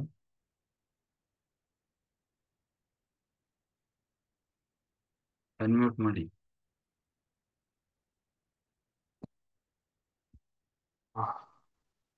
ಸರ್ ನಮಸ್ತೆ ಸರ್. ನಮಸ್ತೆ. ಸರ್ ನಾನು ಮಂತ್ರಾಲಯಕ್ಕೆ ಬುಕ್ ಮಾಡ್ಬಿಟ್ಟಿದ್ದೆ, ಆ ಸಮಯದಲ್ಲಿ ಬರಕ್ಕಾಗ್ಲಿಲ್ಲ. ಯಾಕಂದ್ರೆ ಅದು ನಾನು ಮುಂಚೆನೆ ಆಗತ್ತೆ ಅನ್ಕೊಂಡಿದ್ದೆ ಸರ್, ಅದೇ ಡೇಟ್ಗೆ ಆಗೋಯ್ತು ಅಲ್ಲಿ ಹಾ. ಕಾರ್ಯಕ್ರಮ. ನಿಮ್ಗೆ ಮುಂಚೆನೆ ರಿಸರ್ವ್ ಮಾಡ್ಬಿಟ್ಟಿದ್ದೆ, ಹ್ಮ್ ಹಂಗಾಗ್ಬಿಟ್ಟು ಅದು ಇಯರ್ಲಿ ಹೋಗ್ತಾ ಇರ್ತೀನಿ ಸರ್ ನಾನು ಅಲ್ಲಿಗೆ, ತಪ್ಸಲ್ಲ. ಈ ಮಾಸದಲ್ಲೇ ಹೋಗ್ತಾ ಇರ್ತೀನಿ. ಇದು ಎರಡು ಒಂದೇ ಸಮಯ ಆಗೋಯ್ತಲ್ಲ ಮಂತ್ರಾಲಯಕ್ಕೆ ಬೇರೆ ಟೈಮಲ್ಲಿ ಹೋಗ್ಬೋದಿತ್ತಲ್ಲ ಸರ್, ಧ್ಯಾನ. ಸರ್. ಅದು ರಿಸರ್ವೇಶನ್ ಮಾಡಿಸ್ಬಿಟ್ಟಿದೆ ಸರ್. ಇಲ್ಲಾಂದ್ರೆ ಅಂದ್ರೆ ಏನಂದ್ರೆ ಅರುಣ್ ಸರ್, ನಾನು ಗುರುಗಳಿಂದನೇ ನಾನು ಇದೆಲ್ಲ ಸಿಗ್ತಾ ಇರೋದು ನನ್ಗೆ, ನನ್ನ ರಾಘವೇಂದ್ರ ಅನುಭವದಲ್ಲಿ. ಸ್ವಾಮಿಗಳು ಮಂತ್ರಾಲಯದಲ್ಲಿ ಇರ್ಲಿಲ್ಲ, ಇಲ್ಲಿ ಎಲ್ಲ ಧ್ಯಾನ ಯಜ್ಞದಲ್ಲಿದ್ರು. ಇಲ್ಲಿಗೆ ಬಂದ್ರೆ ಇಲ್ಲೇ ನೋಡ್ದೆ. ಹಾ ಹಾ, ಹ್ಮ್ ತುಂಬಾ ಚೆನ್ನಾಗಿತ್ತು ಸರ್ ಕಾರ್ಯಕ್ರಮ. ನೆಕ್ಸ್ಟ್ ಇನ್ ಯಾವ್ದು ಮಿಸ್ ಮಾಡಲ್ಲ, ಬರ್ತೀನಿ. ಹ್ಮ್ ಆಮೇಲೆ ತುಂಬಾ ಚೆನ್ನಾಗಿ ಬರ್ತಾ ಇದೆ ಸರ್ ಕಾರ್ಯಕ್ರಮ, ಹೇಳಂಗೆ ಇಲ್ಲ ಸರ್. ಸೂಪರ್ ಆಗಿ ಅದ್ದೂರಿಯಾಗಿ ಬರ್ತಾ ಇದೆ. ಓಕೆ. ಹ್ಮ್ ಇವತ್ತು ತುಂಬಾ ಮುಖ್ಯವಾದ ಟಾಪಿಕ್ ಚೆನ್ನಾಗಿ ಮಾತಾಡಿದ್ರಿ ಸರ್. ಹ್ಮ್ ಎಲ್ಲಾರು ಏನಂದ್ರೆ ಯಂಗ್ಸ್ಟರ್ ಗಳೆಲ್ಲ ಇವತ್ ಜಾಸ್ತಿ ಇಲ್ಲ. ಯಂಗ್ಸ್ಟರ್ ಗಳು ಎಲ್ಲ ವಯಸ್ಸಾದ್ಮೇಲೆ ಬರ್ತಾರೆ, ಎಲ್ಲ ನೋಡ್ಬಿಟ್ಟು ಆಮೇಲೆ ಬರ್ತಾರೆ. ಚೆನ್ನಾಗಿ ಹೇಳಿದ್ರಿ ಅದ್ರ ಮಹತ್ವನ. ಈಗ ಬರೋರ್ಗೆ ಒಳ್ಳೆ ಸ್ಫೂರ್ತಿ ಸರ್ ಅದು ನೀವು ಹೇಳಿದ್ದು. ಹ್ಮ್ ತುಂಬಾ ಅಮೂಲ್ಯವಾದ ಮಾತದು. ಯಾಕಂದ್ರೆ ಎಲ್ಲ ಏನೇನಕ್ಕೋ ಬೇಡದೇ ಇರೋದಕ್ಕೆಲ್ಲ ಕಾನ್ಸಂಟ್ರೇಟ್ ಮಾಡ್ತಾರೆ, ಮುಖ್ಯವಾಗಿರೋದಕ್ಕೆ ಕಾನ್ಸಂಟ್ರೇಟ್ ಮಾಡಲ್ಲ. ಅವ್ರಿಗೆ ಅದ್ರ ವ್ಯಾಲ್ಯೂನೇ ಗೊತ್ತಿಲ್ಲ. ನೀವು ಅದನ್ನ ಇವತ್ತು ತೋರ್ಸಿದ್ರಿ, ತುಂಬಾ ಅದು ಮಹತ್ವ ಐತೆ ನಿಮ್ ಹೇಳಿದ ಮಾತು ಇವತ್ತು. ಯಾಕಂದ್ರೆ ಸುಮ್ನೆ ವ್ಯರ್ಥ ಮಾಡ್ಕೋತೀವಿ ನಮ್ ಜನ್ಮನ, ಆಯ್ತಾ. ಎಷ್ಟೊಂದು ಸಮಯನೆಲ್ಲ ವ್ಯರ್ಥ ಮಾಡ್ಕೋತೀವಿ. ಎಲ್ಲದಕ್ಕಿಂತ ಮುಖ್ಯವಾದದ್ದು ಸಮಯ. ಹೋಗ್ತಾ ಇರ್ತದೆ, ಬಾಲ್ಯದಿಂದ ಯೌವನ, ಯೌವನದಿಂದ ವೃದ್ಧಾಪ್ಯ ಹೋಯ್ತಾನೆ ಇರ್ತದೆ ಹಂಗೇನೆ. ಕಳ್ಕೊಂಡ್ಮೇಲೆ ನೀವ್ ಹೇಳ್ದಂಗೆ ಯಾವ್ದು ಕೋಆಪರೇಟ್ ಮಾಡಲ್ಲ, ಕುತ್ಕೊಳಕ್ ಆಗಲ್ಲ, ಮಾಡಕ್ ಆಗಲ್ಲ. ಈ ಯೌವನದಲ್ಲಿ ಮಾಡಿದ್ರೆ ಸಾಧನೆಗೆ ಒಳ್ಳೆ ಇದು, ಬೇಗ ಗುರಿ ತಲುಪಬಹುದು. ತುಂಬಾ ಒಳ್ಳೆ ಅಮೂಲ್ಯವಾದ ಮಾತು ಸರ್, ತುಂಬಾ ಖುಷಿ ಆಯ್ತು. ಕೇಳ್ತಾ ಇರೋಣ ಅನಿಸ್ತಾ ಇತ್ತು. ಹೆಣ್ಣು ಮಾಡ್ಬಿಟ್ರಿ ಬೇಗ. ಅಂದ್ರೆ ವಿಷಯ ಹೇಳಿದ್ರೆ ನಮ್ಗೆ ಬೇಗ ಅನ್ನಿಸ್ತದೆ ಅಷ್ಟೇನೆ. Thank you sir, thank you. ಇವಾಗ ಓಕೆ ಓಕೆ ಸರ್. ನಾವು ಅದಕ್ಕೆ ಫುಲ್ ಗಡ್ಡಾಗಿದ್ದ, ನಾವೇನಾದ್ರು ಗಡ್ಡಾಗಿದ್ದ ಬಿಟ್ಟು ಅಂದ್ರೆ ಯಾವ್ದೋ ಮಠಕ್ಕೆ ಸೇರಕ್ ರೆಡಿ ಯಾಕೋ ಪ್ರಚಾರ ಮಾಡಿಬಿಡ್ತಾರೆ. ಹ್ಮ್. ಆ, ಹೌದೌದು. ಅಷ್ಟು ಸುಲಭ ಇಲ್ಲ ಧ್ಯಾನಿಗಳು ಬದುಕೋದು ಇವತ್ತು. ಹ್ಮ್. ಸಂಪೂರ್ಣ ವಯಸ್ಸಾದವರು ಅವ್ರದ್ದೆಲ್ಲ ನಡೀತದೆ ಬಿಡು, ಹೆಂಗಿದ್ರು ಅವರು ಆಧ್ಯಾತ್ಮಿಕವಾಗಿದ್ದಾರೆ ಅಂತ ಹೇಳಿ. ಯೌವನ ಹ್ಮ್. ಇನ್ನು ಸಂಸಾರದ ಒಳಗೆ ಇರುವಂತವ್ರದ್ದು ಬದುಕೋದು ಅಷ್ಟು ಸುಲಭ ಇಲ್ಲ. ಚಾಲೆಂಜಸ್ ಗಳು ಬಹಳ ಇದೆ ಅವರಿಗೆ. ಹೌದೌದು. ಹ್ಮ್.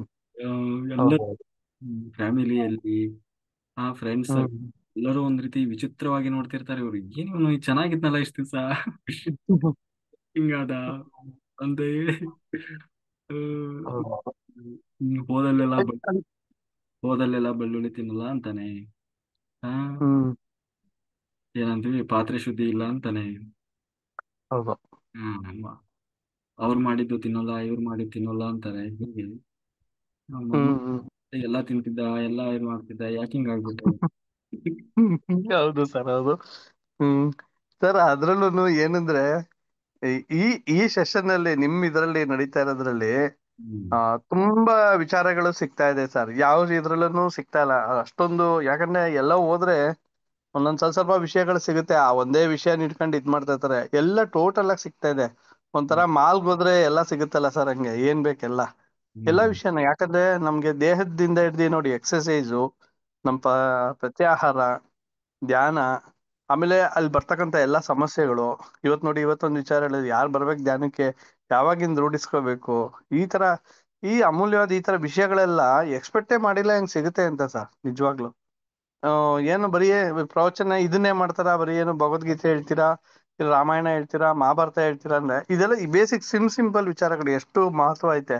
ಇದೇ ಇಲ್ಲ ಅಂದ್ರೆ, ಫೌಂಡೇಶನ್ ಇಲ್ಲ ಅಂದ್ರೆ ಎಲ್ ಮನೆ ಕಟ್ಟದ್ದು ಸರ್, ಅಲ್ವಾ. ಫೌಂಡೇಶನ್ಗಿಂತ ಮುಂಚೆ ಕಲ್ಲು ಬೇಕು. ಕಲ್ಲಿದ್ರೆ ತಾನೇ ಆಮೇಲೆ ಫೌಂಡೇಶನ್ ಹಾಕೋದು, ಅಲ್ವಾ ಸರ್. ಕಲ್ಲಿದ್ರೆ, ಮಣ್ಣೆ ಗಾರೆ ಇದ್ರೆ ಆಮೇಲಿಂದ ಫೌಂಡೇಶನ್ ಎತ್ತಕ್ಕಾಗೋದು, ಹ್ಮ್ ಆಮೇಲೆ ಇಟ್ಕೆ ಜೋಡ್ಸೋದು. ಹಂಗೆ ಎಲ್ಲಾನು ನೀವು ಯಾವ್ದು ಬಿಡಲ್ಲ ಸರ್. ಖುಷಿ ಆಗ್ತಾ ಇದೆ. ಏನಂದ್ರೆ ಹೇಳಿದ್ರೆ ಹ್ಮ್ ಸುಮ್ನೆ ಏನೋ ಹೊಗಳ್ತಾರೆ ಅನ್ನೋ ತರ ಅನ್ಸುತ್ತೆ ನಮ್ಗೆ. ಇರೋ ವಿಷಯನೇ ಅದು ಸರ್, ಅದು ನೀವ್ ಹೇಳೋದು ತುಂಬಾ ಖುಷಿ ಆಗುತ್ತೆ. ನಾವೆಲ್ಲ ಪುಣ್ಯ ಮಾಡಿದ್ವಿ ಅನ್ಸುತ್ತೆ. Thank you sir, thank you. ನಮಸ್ತೆ sir. Thank you sir, thank you. Okay okay sir. Haripriya master ಮಾತಾಡಿ. ಸರ್ ನಮಸ್ತೆ ಸರ್. ಇವತ್ತಿನ ಕ್ಲಾಸಲ್ಲಿ ಕೆಲವೊಂದು ಟೈಮ್ ನನಗೆ ಅವೇರ್ನೆಸ್ ಇರೋದಿಲ್ಲ ಸರ್. ಇವಾಗ ಯಾವ್ದೋ ಒಂದು ಕಾಲ್ ಬಂತು, ಅವಾಗ ಅವೇರ್ನೆಸ್ ಬಂತು ಸರ್ ಆಕ್ಚುಲಿ. ಹ್ಮ್ ಸೊ ಇದು ಮಾಡ್ತಾ ಇರ್ತೀವಲ್ವಾ ಸರ್, ಸೊ ಏನಾದ್ರು ಪ್ರಾಬ್ಲಮ್ ಆಗುತ್ತಾ ಸರ್? ಕೆಲವೊಂದು ಟೈಮ್ ಇರುತ್ತೆ, ಒಂದೊಂದು ಟೈಮ್ ಅವೇರ್ನೆಸ್ ಇರೋದೇ ಇರೋದಿಲ್ಲ ಸರ್, ಆ ರೀತಿ ಆಗುತ್ತಾ ಇದೆ? ಅವೇರ್ನೆಸ್ ಇರಲ್ಲ, ಅದು ಸಮಸ್ಯೆ ಅಲ್ಲ ಈಗ. ಹ್ಮ್. ಇಲ್ಲ, ತೊಂದ್ರೆ ಇಲ್ಲ. ಅವೇರ್ನೆಸ್ ಅನ್ನೋ ಇಲ್ಲದೆ ಇರೋದು ಕೂಡ ಅದು ಒಂದು ಧ್ಯಾನದ ಸ್ಥಿತಿ. ಹ್ಮ್ ಇನ್ನೊಂದ್ಸತಿ ಇವಾಗ ರೀಸೆಂಟ್ ಆಗಿ ಏನಾಗ್ತಿದೆ ಅಂದ್ರೆ, ಅಲಾರಾಮ್ ಇಟ್ರು ಒಂದ್ಸತಿ ನನ್ಗೆ ಮೈಂಡ್ ಇರೋದಿಲ್ಲ ಸರ್. ಆಕ್ಚುಲಿ ನನ್ಗೆ ಅವೇರ್ನೆಸ್ ಇರೋದಿಲ್ಲ. ಒಂದ್ 5 ಸತಿ, ಒಂದ್ 6 ಟೈಮ್ಸ್ ಹೋಗಿರ್ತ, ಆಮೇಲೆ ಯಾವಾಗೋ ನಂಗೆ ಅವೇರ್ನೆಸ್ ಬಂದಿರುತ್ತೆ ಸರ್. ಎನರ್ಜಿ ತಗೊಳ್ತಾ ಇರ್ತದೆ ದೇಹ. ಅದಕ್ಕಿಂತ ಜಾಸ್ತಿ ಜಾಸ್ತಿ ಎನರ್ಜಿ ಬೇಕು, ಹ್ಮ್. ಅದನ್ನ ತಗೊಳ್ತಾ ಇರ್ತದೆ. ಆಗ್ಲಿ, ಯೋಗ ನಿದ್ರೆ ಆಗಿ ಆಗಿ ಆಗಿ ದೇಹ ಅದೆಲ್ಲ ಶಕ್ತಿಯನ್ನು ಉಣ್ಬೇಕು.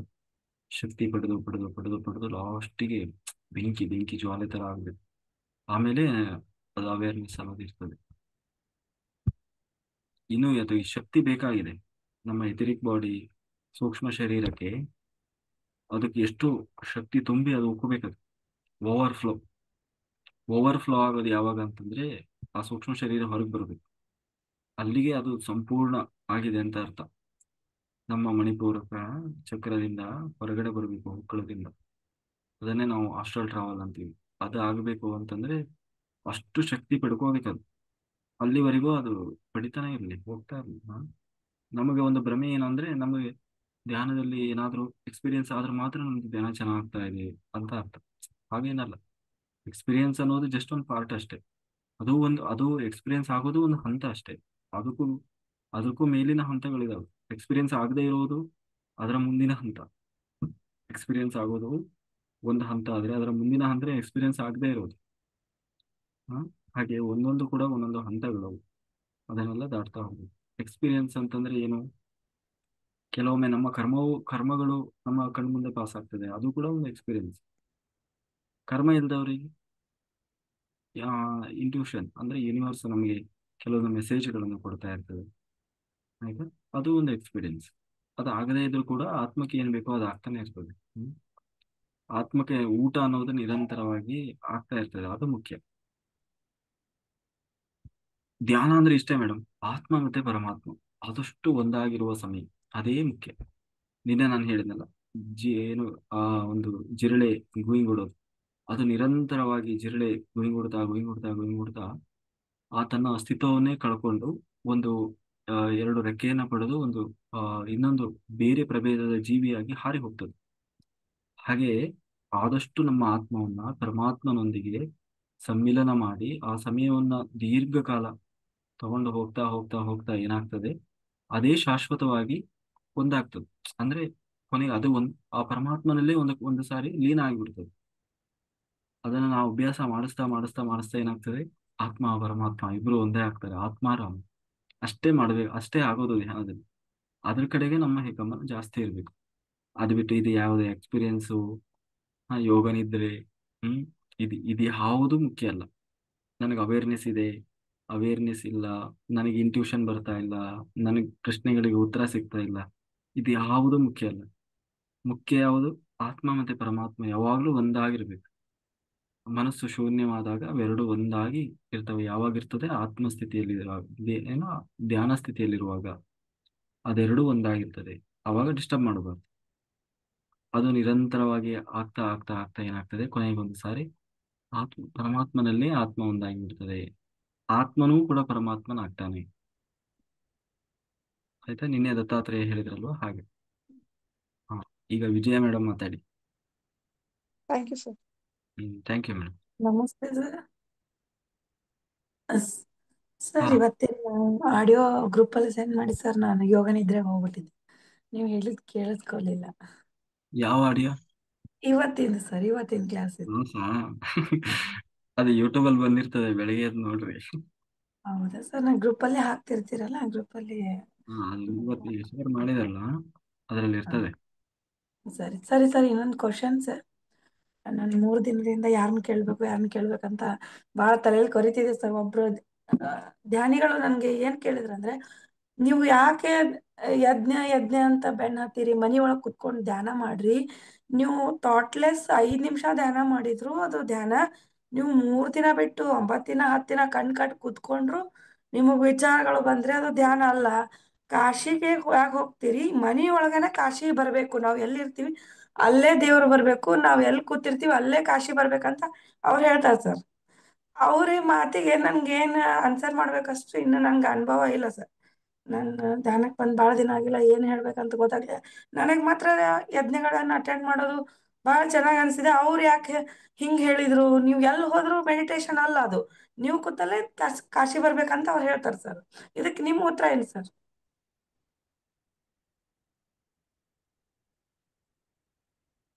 ಕೇವಲ ನಮ್ಮ ವೈಯಕ್ತಿಕ ಸಾಧನೆ ಒಂದೇ ಮುಖ್ಯ ಅಲ್ಲ, ಲೋಕದ ಕಲ್ಯಾಣಕ್ಕಾಗಿ ಕೂಡ ನಮ್ಮ ಸಾಧನೆ ಅನ್ನೋದು ಪೂರಕ ಆಗಿರ್ಬೇಕು, ಅಲ್ವಾ? ಇವತ್ತು ಎಲ್ಲಾ ಮಹಾತ್ಮರು ಎಲ್ಲರೂ ಬರೋದು, ಎಲ್ಲರೂ ಕೇವಲ ಅವರವರ ಸ್ವಾರ್ಥ ಸಾಧನೆಗಾಗಿ ಮಾತ್ರ ಬರುವುದಲ್ಲ. ಜೊತೆಗೆ ನಮ್ಮ ಪ್ರತಿಯೊಬ್ಬರಿಗೂ ಕೂಡ ಪ್ರತಿಯೊಂದು ಋಣ ಇದೆ. ಋಷಿ ಋಣ, ಅಲ್ವಾ? ಋಷಿ ಋಣ ಮತ್ತೆ ಪಿತೃ ಋಣ, ಆ ಏನು ಈ ಒಂದು ಭೂಮಿ, ಹೀಗೆ ಆ ಋಣಗಳನ್ನ ತೀರಿಸಿಕೊಳ್ಳುವುದು ಕೂಡ ನಮ್ಮ ಆದ್ಯ ಕರ್ತವ್ಯ. ಬರೀ ನಾವು ಮಾತ್ರ ಧ್ಯಾನಿಗಳಾದ್ರೆ ಸಾಲದು, ಈ ಜಗತ್ತನ್ನು ಕೂಡ ಧ್ಯಾನ ಜಗತ್ತನ್ನಾಗಿ ಮಾಡ್ಬೇಕು. ಅದು ನಮಗೆ ಆದ್ಯ ಕರ್ತವ್ಯ. ಅದು ಅಲ್ವ? ಇಲ್ಲದೆ ಹೋದ್ರೆ ನಾವೇನಾಗ್ತೀವಿ, ಮೋಕ್ಷವನ್ನು ಎಲ್ಲರೂ ಪಡಿಬೋದು. ಮನೇಲಿ ಕೂತ್ಕೊಂಡು ಧ್ಯಾನ ಮಾಡಿದ್ರು ಕೂಡ ಮೋಕ್ಷ ಪಡಿತಾರೆ. ಅರ್ಥ ಆಯ್ತಲ್ಲ? ಮೋಕ್ಷ ಅನ್ನೋದು ಸತ್ತ ಮೇಲೆ ಸಿಗುವಂಥದ್ದಲ್ಲ, ನಾವು ಇದ್ದಾಗಲೇ ಸಾಧಿಸುವಂಥದ್ದು. ಸತ್ತ ಮೇಲೆ ಸಿಗೋದಲ್ಲ ಮೋಕ್ಷ. ಆದರೆ ಮೋಕ್ಷ ಹೊಂದಿದ ಮಾತ್ರಕ್ಕೆ ಅವರು ಜನನ ಮರಣ ಚಕ್ರದಿಂದ ತಪ್ಪಿಸಿಕೊಳ್ಳಿಕ್ಕೆ ಸಾಧ್ಯ ಇಲ್ಲ. ಕರ್ಮ ಕಳ್ಕೊಳ್ಬಹುದು, ಮನೆಯಲ್ಲೇ ಕೂತ್ಕೊಂಡು ಧ್ಯಾನ ಮಾಡಿ ಕರ್ಮ ಕಳ್ಕೊಳ್ಬಹುದು. ಸಂಪೂರ್ಣವಾಗಿ ಮೋಕ್ಷವನ್ನು ಕೂಡ ಎನ್ಲೈಟೆಡ್ ಮಾಸ್ಟರ್ ಆಗ್ಬೋದು ಮನೇಲಿ ಕೂತ್ಕೊಂಡು ಧ್ಯಾನ ಮಾಡಿ. ಆದರೆ ಅದನ್ನೇ ಹೇಳೋದು, ಅವನು ಬೋಧಿಸತ್ವನಾಗ್ಲಿಕ್ಕೆ ಸಾಧ್ಯ ಇಲ್ಲ. ಬೋಧಿಸತ್ವ ಅಂದ್ರೇನು? ಧ್ಯಾನ ಪ್ರಚಾರ ಮಾಡಬೇಕು. ಬುದ್ಧ ತಾನು 8 ವರ್ಷ ಧ್ಯಾನ ಸಾಧನೆಯನ್ನ ಒಂದು ಕಡೆ ಕೂತ್ಕೊಂಡು ಧ್ಯಾನ ಮಾಡಿದ. 48 ದಿವಸ ಕುಂತವನು ಹೇಳಿಲ್ಲ. ತಾನು ಹೋಗಿ ಕೂತ 8 ವರ್ಷ ತಾನು ಸುತ್ತಿದ ಸುತ್ತಿದ ಸುತ್ತಿದ, ಎಲ್ಲೂ ಕೂಡ ತನಗೆ ತೃಪ್ತಿ ಸಿಗ್ಲಿಲ್ಲ. ಕೊನೆಗೆ ತಾನು ಅನ್ಕೊಂಡ, ಒಂದು ಬೋಧಿ ವೃಕ್ಷದ ಕೆಳಗೆ ಕೂತ್ಕೊಂಡ, ನನಗೆ ಆತ್ಮಜ್ಞಾನ ಸಿಗುವವರೆಗೂ, ನನಗೆ ಆ ಒಳಗಿಂದ ನನ್ನ ನಿಜವಾದ ಆತ್ಮ ಪರಮಾತ್ಮನ ಅನುಸಂಧಾನ ಆಗುವವರೆಗೂ ನಾನು ಇಲ್ಲಿಂದ ಹೇಳೋದಿಲ್ಲ ಅಂತ ಹಗಲು ರಾತ್ರಿ 48 ದಿನ ಕೂತ್ಕೊಂಡ. ಯಾರು? ನಾವು ಬರೀ ರಾತ್ರಿ ಮಾತ್ರ 48 ದಿನ ಕೂತೀವಿ. ಬುದ್ಧ ಹಗಲು ರಾತ್ರಿ 48 ದಿನ ಕಣ್ಣು ತೆರೆಯದೆ ಕೂತಿದ್ದಾನೆ, ಊಟ ನಿದ್ದೆ ಎಲ್ಲವನ್ನ ಬಿಟ್ಟು. ಕೊನೆಗೆ ಆ 48 ದಿನ ಪರಿಪೂರ್ಣ ಆಗುವಾಗ ಅವನಿಗೆ ಒಳಗಿಂದ ನಿಜವಾದ ಜ್ಞಾನೋದಯ ಆಯಿತು. ಆತ್ಮ ಪರಮಾತ್ಮನ ಅನುಸಂಧಾನ ಆಯಿತು. ಅವನ ಆತ್ಮ ಪರಮಾತ್ಮನಾಗಿ ಬದಲಾಯಿತು. ಆಗ ಅವನು ಏನಾದ? ಆ ಅರಿಹಂತನಾದ. ಅರಿಹಂತನಾದ್ರೆ ಮೋಕ್ಷ ಜೀವಿಯಾದ. ತನ್ನೆಲ್ಲ ಜನ್ಮಗಳನ್ನು ನೋಡಿಕೊಂಡ. ಆ ಒಂದು ಸಮಯದಲ್ಲಿ 500 ಜನ್ಮಗಳನ್ನ ನೋಡಿಕೊಂಡ. ಅದನ್ನೇ ಬುದ್ಧನ ಜಾತಕ ಕಥೆಗಳು. ತನ್ನ ಹಿಂದಿನ ಎಲ್ಲ ಜನ್ಮಗಳನ್ನ ನೋಡಿಕೊಂಡು ತನ್ನೆಲ್ಲ ಕರ್ಮಗಳನ್ನು ಕಳ್ಕೊಂಡು ಏನ್ ಮಾಡಿದ? ತಾನು ಅರಿಹಂತನಾದ. ಅರಿಹಂತನಾಗಿ ಮೋಕ್ಷ ಜೀವಿಯಾದ. ಮೋಕ್ಷ ಜೀವಿ ಆದ್ಮೇಲೆ ಅವನಿಗೆ ಈ ಜಗತ್ತಿನ ಒಂದು ಋಣ ಇದೆ. ಇಲ್ಲ ಅಂದ್ರೆ ಅವನು ಮತ್ತೆ ಹುಟ್ಟಿ ಬರಬೇಕಾಗ್ತದೆ. ಏನು ಋಣ? ಅದೇ ಆಗ ಬೋಧಿಸತ್ವನಾಗಬೇಕು. ಬೋಧಿಸತ್ವ ಅಂದ್ರೆ ಧ್ಯಾನ ಪ್ರಚಾರ ಮಾಡಬೇಕು. ತನ್ನಂತೆಯೇ ಇಡೀ ಜಗತ್ತನ್ನ ಧ್ಯಾನ ಜಗತ್ತನ್ನಾಗಿ ಮಾಡಬೇಕು. ಎಲ್ಲರನ್ನು ಧ್ಯಾನಿಯನ್ನಾಗಿ ಮಾಡಬೇಕು. ಅದು ಅವನ ಆದ್ಯ ಕರ್ತವ್ಯ. ಅದಕ್ಕಾಗಿ ಏನ್ ಮಾಡಿದ ಬುದ್ಧ? ಆಮೇಲೆ ಕುತ್ಕೊಳ್ಳಿಲ್ಲ. ಮೊದಲ ಬಾರಿಗೆ ತಾನು ಸಾರನಾಥದಲ್ಲಿ ಎಲ್ಲರಿಗೂ ಉಪದೇಶ ಮಾಡಿದ. ತಾನು ಪಡೆದ ಆ ಜ್ಞಾನವನ್ನ ನೀವು ಪಡೆಯಿರಿ, ನೀವು ಧ್ಯಾನಿಗಳಾಗಿರಿ ಅಂತ ಹೇಳಿ ಉಪದೇಶ ಮಾಡಿದ. ಆ ಕಡೆಯಿಂದ ಇಡೀ ಭಾರತವನ್ನು ಸುತ್ತುತ್ತಾ ಎಲ್ಲ ಕಡೆ ಭಿಕ್ಷೆ ಬೇಡ್ತಾ ತಾನು ಸುತ್ತುತ್ತಾ ತಾನು ಸಂಗಮ್ ಅಂತ ಹೇಳಿ ಏನು ಆ ಒಂದು ಒಟುಗಳ ಸಂಘವನ್ನು ಕೂಡ ಕಟ್ಟಿ ಆ ಒಂದು ಸಂಸ್ಥೆಯನ್ನು ಬೆಳೆಸ್ತಾ ಹೋದ. ಅಂದ್ರೆ ಎಲ್ಲ ಕಡೆ ಧ್ಯಾನ ಪ್ರಚಾರ ಮಾಡಿದ. ಎಲ್ಲರನ್ನ ಸೇರಿಸಿ ಅಲ್ಲಿ ಧ್ಯಾನ ಮಾಡಿಸ್ತಾ ಇದ್ದ. ಆ ಮೂಲಕ ಎಲ್ಲರೂ ಅಟ್ರಾಕ್ಟ್ ಆಗ್ತಾ ಇದ್ರು.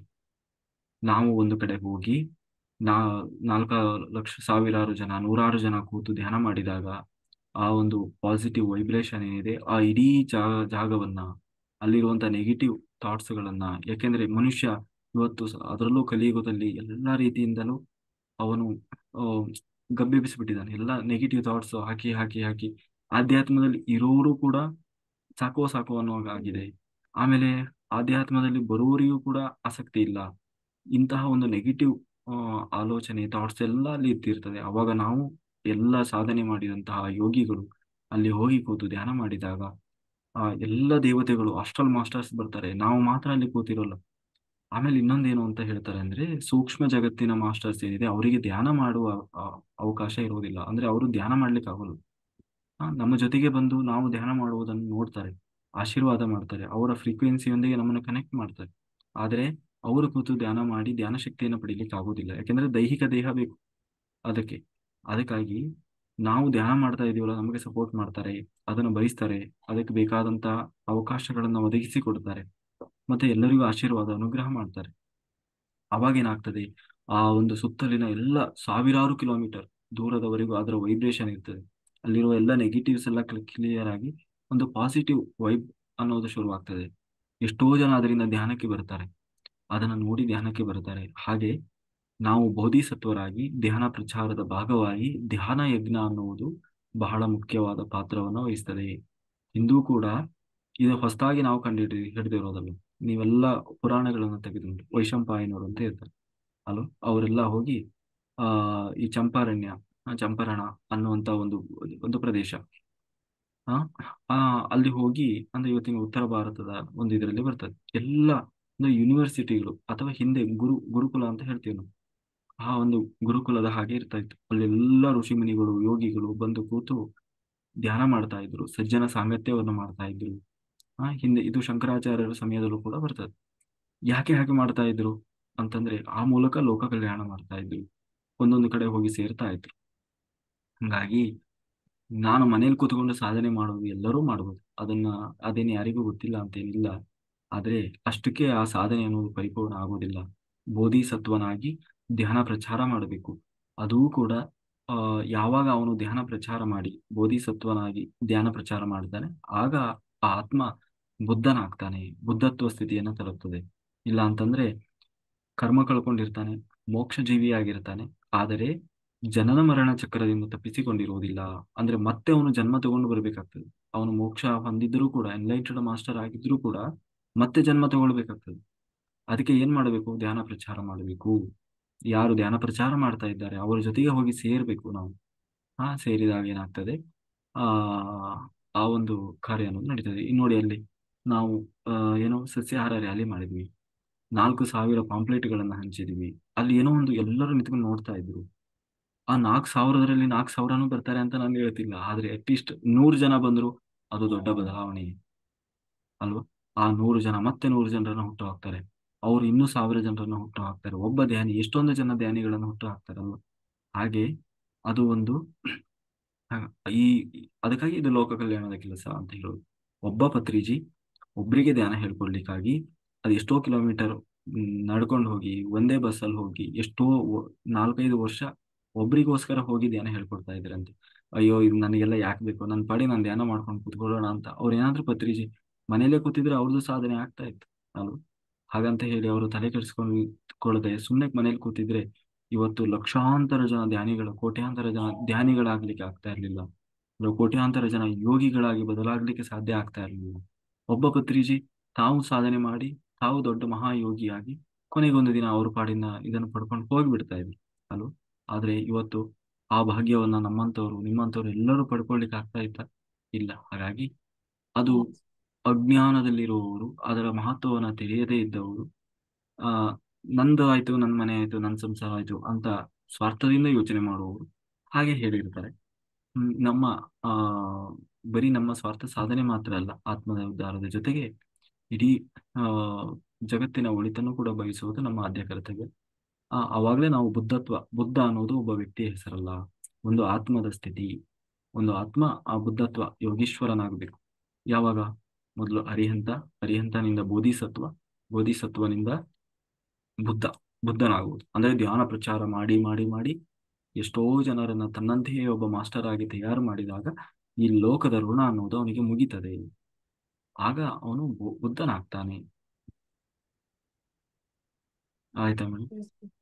ಎಷ್ಟೊಂದು ಅವರು ಆಮೇಲೆ ಯಾವಾಗ್ಲೂ ಒಬ್ಬ ವ್ಯಕ್ತಿ ನಾನ್ ವೆಜ್ ಇದ್ದವನು ವೆಜಿಟೇರಿಯನ್ ಆದ್ರೆ ಎಷ್ಟು ಪ್ರಾಣಿಗಳನ್ನ ಅವನ ಬದುಕಿನಲ್ಲಿ ಕೊಂದು ತಿಂತಾ ಇದ್ದ, ಆ ಎಲ್ಲ ಪ್ರಾಣಿಗಳು ಉಳಿತವೆ, ಆ ಎಲ್ಲ ಪ್ರಾಣಿಗಳು ಆಶೀರ್ವಾದ ಮಾಡ್ತವೆ. ಆ ಎಲ್ಲ ಆಶೀರ್ವಾದ ಯಾರಿಗೆ ಸಿಗ್ತದೆ? ಅವನಿಗೆ ಸಿಗ್ತದೆ ಅಲ್ವಾ?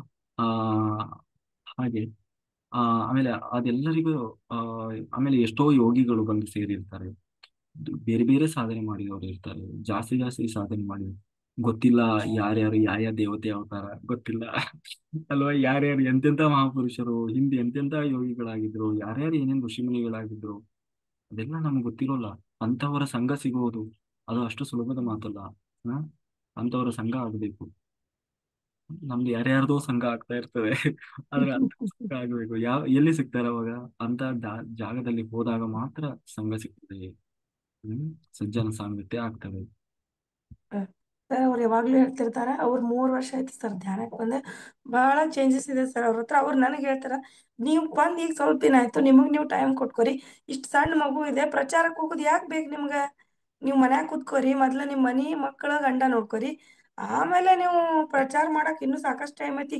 ಯಾಕೆ ಈಗ ನೀವು ಧ್ಯಾನಕ್ಕೆ ಬಂದ ತಕ್ಷಣನೇ ಪ್ರಚಾರ ಅಂತ ಹೋಗ್ತಿದ್ದೀರಿ ಅಂತ ಹೇಳ್ತಿರ್ತಾರೆ ಸರ್. ಆದ್ರೆ ನಾನು ಒಳಗಿನ ಮನ್ಸು ಕೇಳೋದಿಲ್ಲ. ನಾನು ಧ್ಯಾನಕ್ಕೆ ಕೂತಾಗ ಎದ್ದೋಗಿ ಯಾರಿಗಾದ್ರೂ ಹೇಳಿ, ನಾನು ಎದ್ದೋಗಿ ಸದ್ಯ ಯಾರಿಗಾದ್ರೂ ನನ್ನೊಳಗೆ ನಾನು ತಿಳಿದಂತ ಜ್ಞಾನನ ಇನ್ನೊಬ್ರಿಗೆ ಕೊಡ್ಲ ಅನಿಸ್ತಿರುತ್ತೆ ಸರ್. ಅವ್ರು ಯಾರೇ ಏನ್ ಹೇಳಿದ್ರು ನನ್ನ ಮನಸ್ಸ ಕೇಳ್ತಿಲ್ಲ ಸರ್.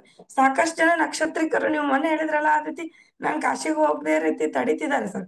ಆದ್ರೆ ನನ್ನ ಒಳಗಿನ ಮನಸ್ಸು ಬೇಕಾದಾಗ್ಲಿ ನೀನು ಕಾಶಿಗೆ ಹೋಗು, ಒಂದು ಅಪಾರ್ಚುನಿಟಿ ಮಿಸ್ ಮಾಡ್ಕೋಬೇಡ. ಒಳ್ಳೆ ಸಾಧನೆ ಮಾಡಕ್ ಒಂದು ಒಳ್ಳೆ ನಿನ್ ಲೈಫ್ನಾಗ ಇದು ಅಪಾರ್ಚುನಿಟಿ ಬಂದಿದೆ ಅಂತ ಒಳಗಿಂದ ಮನಸ್ಸು ಹೇಳ್ತಿದೆ ಸರ್. ಸದ್ಯ ನಿನ್ನ ಹತ್ರ ದುಡ್ಡು ಇಲ್ಲ ಅಂದ್ರೂ ನಾನ್ ಬರಕ್ ರೆಡಿ ಇದೀನಿ ಸರ್. ಹೆಂಗ್ ಬರ್ತೀನ ಗೊತ್ತಿಲ್ಲ, ಬಟ್ ನನ್ ಒಳಗಿನ ಮನಸ್ಸು ಈ ಅಪಾರ್ಚುನಿಟಿ ಮಿಸ್ ಮಾಡ್ಕೋಬೇಡ. ಪದೇ ಪದೇ ಯಾರು ನಮ್ಮ ತಾಯಿಯವರಾಗ್ಲಿ ಬೇಕಾದವ್ರಾಗ್ಲಿ ತಡೀತಿದಾರೆ ಸರ್. ಅಲ್ಲಿ ಹೋಗ್ಬೇಡ, ಇಲ್ಲಿ ಹೋಗ್ಬೇಡ, ಮಕ್ಕಳು ಬಿಟ್ಟು ಹೋಗ್ಬೇಡ, ಮನೆ ಬಿಟ್ಟು ಹೋಗ್ಬೇಡ, ಯಾರು ಏನ್ ಹೇಳಿದ್ರು ನಾ ಹೋಗ್ತೀನಿ. ಮಕ್ಕಳನ್ನ ಬಿಟ್ಟು ಯಾವತ್ತೂ ಇರೋದಿಲ್ಲ ಸರ್. ನಾನಾದ್ರೆ ಅವರಿಂದ ನನಗೆ ಅವರಿಗೆ ಸ್ವಲ್ಪ ಅಟ್ಯಾಚ್ಮೆಂಟ್ ಧ್ಯಾನಕ್ಕೆ ಬಂದ್ಮೇಲೆ ಸ್ವಲ್ಪ ಕಡಿಮೆ ಆಗಿದೆ ಸರ್. ನಾನು ಅವರನ್ನ ಬಿಟ್ಟು ಇರ್ಬಲ್ಲೆ, ಅವರು ಕೂಡ ನನ್ ಬಿಟ್ಟು ಇರ್ಬಲ್ರು ಅನ್ನೋ ಒಂದು ಮನಸ್ಥಿತಿ ಬಂದಿದೆ ಸರ್ ನಂಗೆ. ನಾನು ಏನೇ ಮಾಡಿದ್ರು ಇದು ನನ್ನ ಲೈಫ್ನಾಗ ನನಗೆ ಸಿಕ್ಕಿರೋ ಒಂದು ಒಳ್ಳೆ ಅಪಾರ್ಚುನಿಟೀಸ್ ನಾ ಕಳ್ಕೊಬಾರ್ದು. ಸಾಧನೆ ಮಾಡಕ್ಕೂ ಒಳ್ಳೆ ಪ್ಲೇಸ್ನೊಳಗ ಈಗ ನಾವು ತಪ್ಪಿಸ್ಕೊಂಡ್ರೆ ಮುಂದೆ ಯಾವತ್ತೂ ನಾವು 9 ದಿನ ಅಲ್ಲಿ ನಾವಾಗ್ಲೇ ಹೋಗಿ ಕೂಡ್ತೀವಂದ್ರೆ ನಮ್ಮನ್ನ ಯಾರು ಕೂಡಿಸ್ಕೊಳ್ಳಲ್ಲ ಸರ್, ನಮ್ಗೆ ಕೂಡಕ್ಕೂ ಆಗೋದಿಲ್ಲ. ಇದು ಒಳ್ಳೆ ಒಳ್ಳೆ ಅಪಾರ್ಚುನಿಟಿ. ಸಾಕಷ್ಟು ನಕ್ಷತ್ರಿಕರು ನನ್ನ ಬಹಳ ತಡೀತಿದಾರೆ ಸರ್, ಹೋಗ್ಬೇಡ ಹೋಗ್ಬೇಡ ಅಂತ. ಆದ್ರೆ ನನ್ನ ಒಳಗಿನ ಮನಸ್ಸು ಬಹಳ ಸ್ಟ್ರಾಂಗ್ ಆಗಿದೆ ಸರ್. ನಾನು ಹೋಗ್ಲೇಬೇಕು 9 days ಕೂಡ್ಬೇಕು, ನನ್ನೊಳಗೆ ನಾನು ಚೇಂಜಸ್ ಮಾಡ್ಕೋಬೇಕು ಅನ್ನೋದು ಒಂದು ಥಾಟ್ಸ್ ಬಹಳ ಗಟ್ಟಿಯಾಗಿದೆ ಸರ್. ಅದಕ್ಕೆ ನಿಮ್ಗೆ ಥ್ಯಾಂಕ್ಸ್ ಹೇಳ್ತೀನಿ ಸರ್.